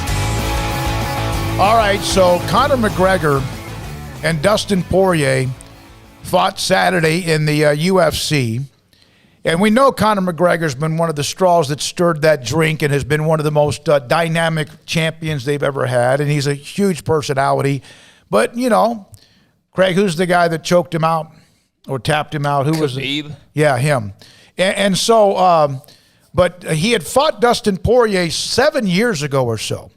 And so they fight again. Poirier's been on a pretty good run. I'm not the expert. I'm acting like I am. That's only because I read all this. But I'm about to fall asleep on Saturday night, and I check. And my goodness, it was a lot of, he just knocked him the blank out, whatever. Craig, did you get I saw the video eventually. It was in the second round, correct? Yeah, he got knocked out in the second round. Dustin took him out. Dustin avenged the loss from the first fight a few years ago. And look, I don't want to pretend to be some big UFC expert right now either, because outside of some of the bigger name fighters or the bigger fights that come up, I do not pay attention to it nearly as closely as I did like 10 years ago when there was only 5 belts and not 15. So it's changed a lot since I was deep into it, but the basics remain the same. And yeah, Conor had not fought in a while. Dustin Poirier's had a great last few years.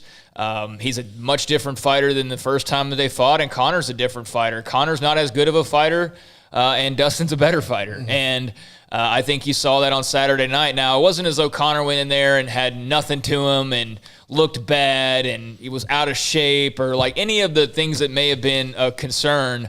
But he's just not the guy with the – I think the best way to put it is Dustin Poirier told reporters afterwards that he didn't feel that aura when he was in the octagon and like McGregor's coming out and all of that. And I didn't really feel that either. I just think some of that's been lost, and there's still something to the Conor McGregor name and who he is as a fighter and everything like that. But it's taken its lumps here in the last few years, that whole aura thing. And Dustin Poirier said he didn't feel that, and you should have felt it. I mean, if you're getting ready to fight Conor McGregor in his big return, it's a rematch, you lost to this guy, Conor's coming back for the first time in forever, you think that there would just be that feel, and there wasn't that feel, and I found that very odd, and I think that explains kind of, where we are in his career now. It kind of sounds like Tiger Woods a little bit, I'm going to say Mike Tyson. But I'm just saying, we just watched Douglas knocked him out, and we just watched that Tiger documentary, and that it was funny because they mentioned that when they got to the Masters a couple years ago. The Armin Katayan, who was one of the producers, said that he heard so many young golfers say, I really wish I could go against Tiger when he's on going for it. Yeah. And his answer was the F you don't. And that's what happened there. And I think maybe Conor McGregor might be able to bounce back from this, but it does. It is 32 now. When you're fighting, there's just a wall. It's kind of like being a running back. It's just a wall that you hit that everybody else is better than you all of a sudden. Well, I think he built that wall because when he had everything by the you-know-whats, that's when the money got to his head, the fame got to his head. It's a tale as old as time. People warn you about it, and I guess it just depends on your personality or what, but some people still just can't resist the temptation of temptation, and Conor got big into the fancy this, fancy that, I'm on a boat, I'm not training. He just got so into the Hollywood side of things, and not so much Hollywood, but like the celebrity side of things. And, then he started getting into trouble left and right, and he wasted a couple of prime years of his career over the boxing match with Floyd. Now, look, that made him more money than any of us in this room, given 20 lifetimes, all added up, will ever make. That's ungodly money that he made for that boxing match. But at the same time, it took away from his prime fighting, run. And I don't know. He's just made so many curious decisions and had so many little weird outbursts and things over the years now since he really was at his peak that it's just not that surprising to me. Now, I will say he almost knocked Dustin out on Saturday night. And Poirier said that after the fight, that he got caught and that if Conor would have kept pushing, there's a good chance he would have been in big trouble, but Conor didn't, and so he was able to, I guess, kind of, get himself back together and obviously went on to win the fight. But, it's not as though he's a bad fighter now or he doesn't have knockout power or he can't do things that he used to do. He's just not Conor McGregor. He doesn't fight enough, and that's kind of like what we've mentioned with the things with Tiger as far as his golfer. One of the things that hurt Tiger were the injuries. The other things off the stuff he dealt with, but it was that he didn't play enough. Like he's not playing right now. He's another setback. And Conor McGregor even said in this post-fight interview, you cannot be inactive in this sport. And he admitted that. Yeah, and, he still is not very good with the takedowns. That was, something that is obvious in every fight he's had against guys who can wrestle, is that's just not his strong suit. And if he can't knock you out, then, that's a problematic recipe for him. But, he got the good shot in on Poirier, but Poirier's, eventually, able to get him down and eventually took care of business. But, we'll see. I saw where McGregor's now pitching for the trilogy to decide, because that's the Fight Game loves their trilogies. He's also, been preaching about the trilogy with Nate Diaz for like 4 years now, if not longer than that. He's not in line for any titles, for the foreseeable future, because why would he be? He just got knocked out on Saturday night, so that's not happening anytime soon. So really, he's become a guy where, You know, he went from like, oh, I don't have a lot of challengers on my plate to I'm going to go find entertainment elsewhere to now like the entertainment side, the boxing match with Manny Pacquiao that he's talked about, or, you know, the trilogy with Nate. Like that's what he's got to fall back on, not new, fresh, exciting fights or big time championship matchups. Those are out of the picture for right now. So he also said apparently that not only does he want the trilogy, but if the UFC, I guess, like, you know, shuffles their feet slowly, that he'll transition into boxing, which just makes me roll my eyes because that's kind of how we got here in the first place. So still love the guy, still think he can go and win some fights, but he's just that aura, again, I go back to that word, that aura is missing. Yeah, and now he is he knocked out Poirier like at a minute 106 seconds. Under 2 minutes. Yeah, so Ronda Rousey was invincible. And then all of a sudden Holly Holm knocked her out. And then she fought against that Nunez woman, and she just knocks everybody out. Yeah, and you lose that aura, and so we'll see. That's plenty about what's gone on with Conor McGregor, but that was a big deal. Saturday night, Twitter blew up about 10, 11:30, whatever it was. I gotta tell you, you know, like I wasn't. You might have been able to tell from last week. I wasn't like super amped up for this fight and super excited because I really didn't know what we were gonna get from Conor, and I wasn't really real sure that he was going to look all that great. So, yeah, we'll see. We'll see what happens. But, like, that era of Conor McGregor, the Invincible, or what, I mean, he had lost fights before, but he usually bounced back pretty well. I don't know how he bounces back from this. That won't take a really long time to recover from. I'm not gonna ever tell anybody what they should do because it's their life, their career. But I think if he continues to fight too much, because he's going to have to fight somebody to get – it's going to get ugly. I wish him the best. He's fun to watch, in my opinion. He's a showboat, but a lot of people are. Some of the greatest boxers ever. Here's a tweet that blows my mind.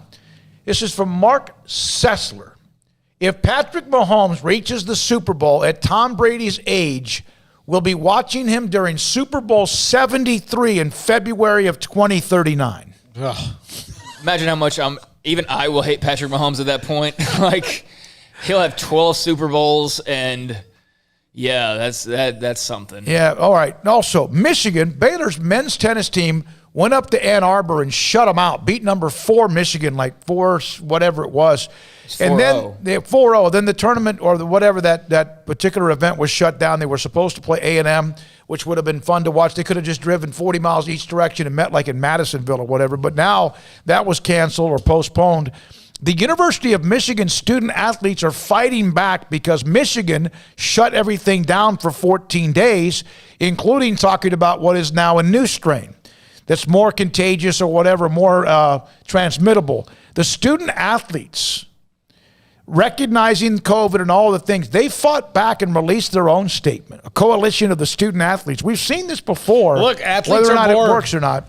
Athletes are more powerful now than they ever have been, and that's actually probably only going to grow until we reach, you know, the plateau of what that is. So yeah, and look, there are a lot of effects to COVID when you don't even have COVID because of a pandemic of what we've been doing, and I think we're starting to see people kind of bite back or fight back from.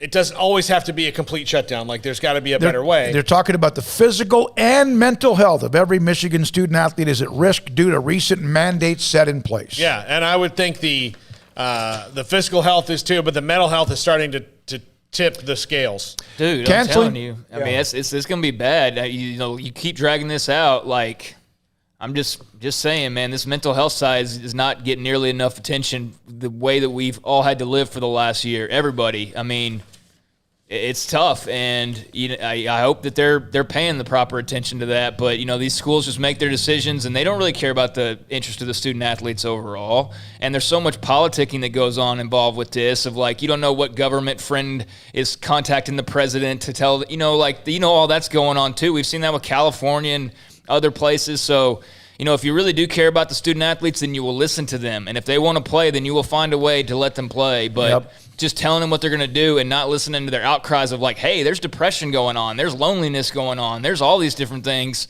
you're not doing them any good. So hopefully they listen. Well, we, the student athletes at the University of Michigan, understand the severity of this virus and take it very seriously. We believe that this mandate from Michigan, MD, HHS, which is the health department, I guess, is unnecessary and should not only be reconsidered but overturned. There's a statement up about what they're doing, so that'll be interesting to watch. Now, at the end of the show on Friday, we've had this discussion, the 5-on-5. Just to let you know, the guy named Seth Everett, Paul sent me this, questions about Eric Bieniemy and why he's not hired.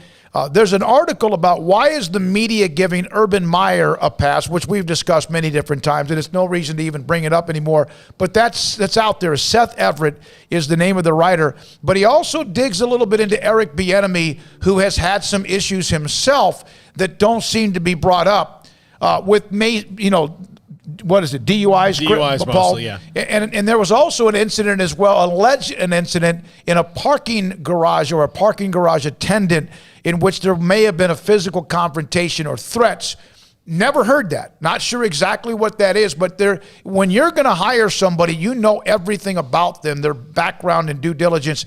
And some of those who are writing columns about why is he not a head coach, which are legitimately why is he not a head coach or given opportunities, maybe there is something, there's always something.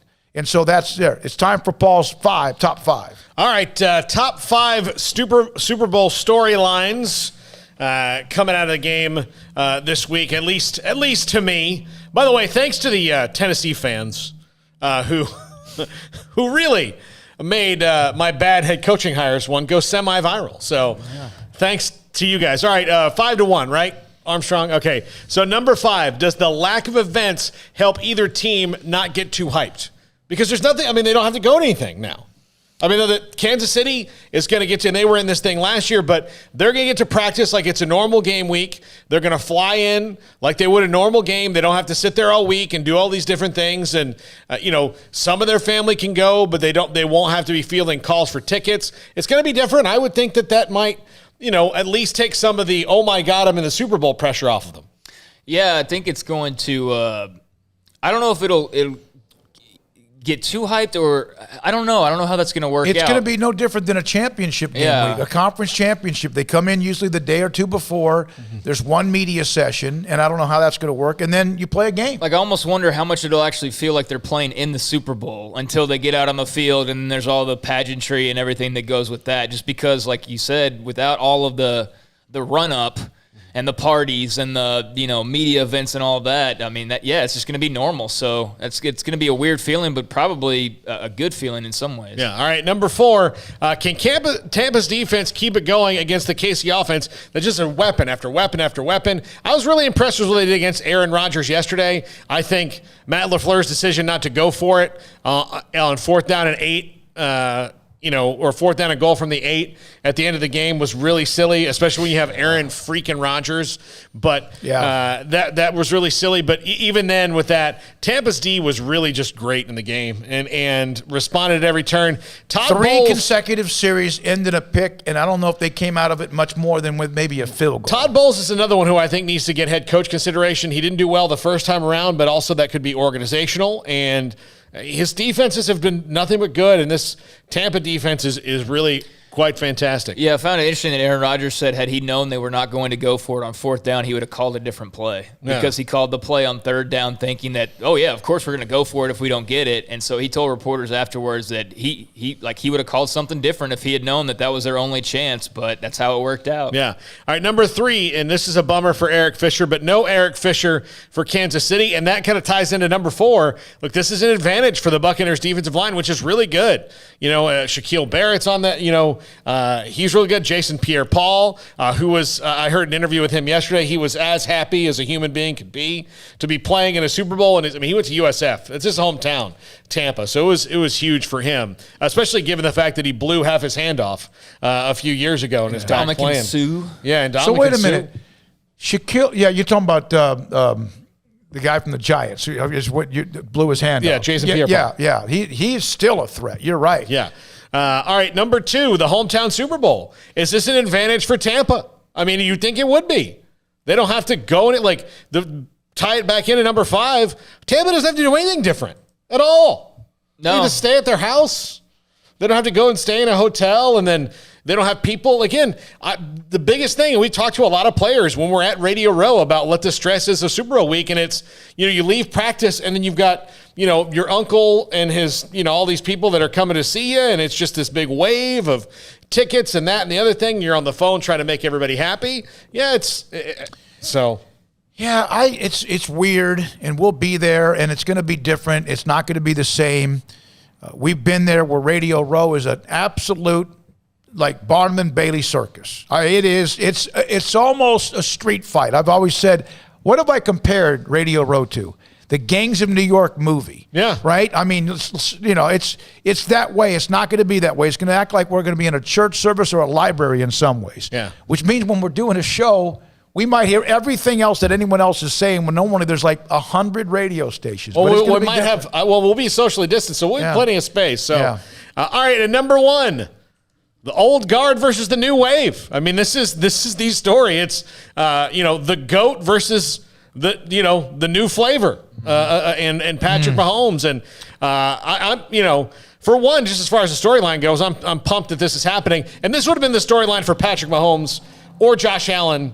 And that, the biggest thing, and I heard this today, I can't remember who was talking about what podcast I was listening to, but the fact, if you had told me that Tom Brady would be in 10 Super Bowls and that Drew Brees and Aaron Rodgers would just be in one, it's ridiculous. Yeah, I was thinking about Aaron Rodgers missing out on another year. Is it 4 in a row? 4 straight conference titles he's lost? He's not getting any younger. I mean, he's not getting bad as a player by any means. He's still got a long time to go, but he's also not getting any younger, and I don't envision him playing until he's like 45, like Brady probably will. So that's a nice new blood, but then the mixture of the old with Gronkowski and Brady. So it'll be fun. I just hope it's a way better game than Chiefs-Bills was, because whatever, that game was blah. And that was the Bills' fault. I mean, Josh Allen was immediately erratic right out of the gates. They missed the extra. Like, as soon as they missed the extra point, I was like, game over. Game over. 9-0 instead of 10-0. I know it doesn't matter that much, but it was just you got this momentum, and of all things, you missed the freaking extra point. Like, that's just, I don't know what the stats are on that, but if you go back to, like, missed extra points, I wonder what the games look like after that, because it seems so small in the moment, especially that early in the game. But not to me. I was like, you can't make any mistakes playing the Chiefs. No, and the other thing I think that, and I think Sean McDermott's an excellent coach, but there are a couple fourth downs in the red zone that I thought he should have gone for, because you're not beating this team by kicking field goals. No. Yeah, and there was also a lot of post-game questions about Aaron Rodgers on third down. You talk about how he would have called a different play. There were thoughts that maybe Aaron Rodgers could have gotten to the 1 or 2 yard line on that third down play as well. But again, who hindsight, knows? But I didn't enjoy that Bills-Chiefs game that much. I mean, it was fine. Don't get me wrong, it wasn't like a terrible football game, really. But I'm just hoping that the Super Bowl turns into what it should be, which is the best game all year long with the 2 best teams and the best matchups, and hopefully that's what we have. About here in 1 out of every 5 is good. I know, and so I'm hoping this is one that's pretty good. You mean like a college football championship game? Kind of, yeah. But that's more like 1 out of every 10 lately. Listen, there was a stretch, though, back in the, 80s and early 90s where every Super Bowl, the NFC destroyed the AFC. There was the Norwood field goal. Those are the days when the Cowboys won things. Yeah, more in the NFC. And the NFC East had Super Bowls all up in everyone's pocket, except There's no Philadelphia. Twitter. All right. Nobody had a phone. Rob Solon, thank you very much. Appreciate Armstrong Sims as well. Seth Greenberg, Derek Haas, Moon Urson, Lyndon Helt, Stacey Dales, Kent Laster, Paul Catalina, Craig Smoak. I'm David Smoak. Tomorrow, back at it. I'm David Smoak, and thank you for listening and watching whenever you do, however long it might be. SicEm365 Radio.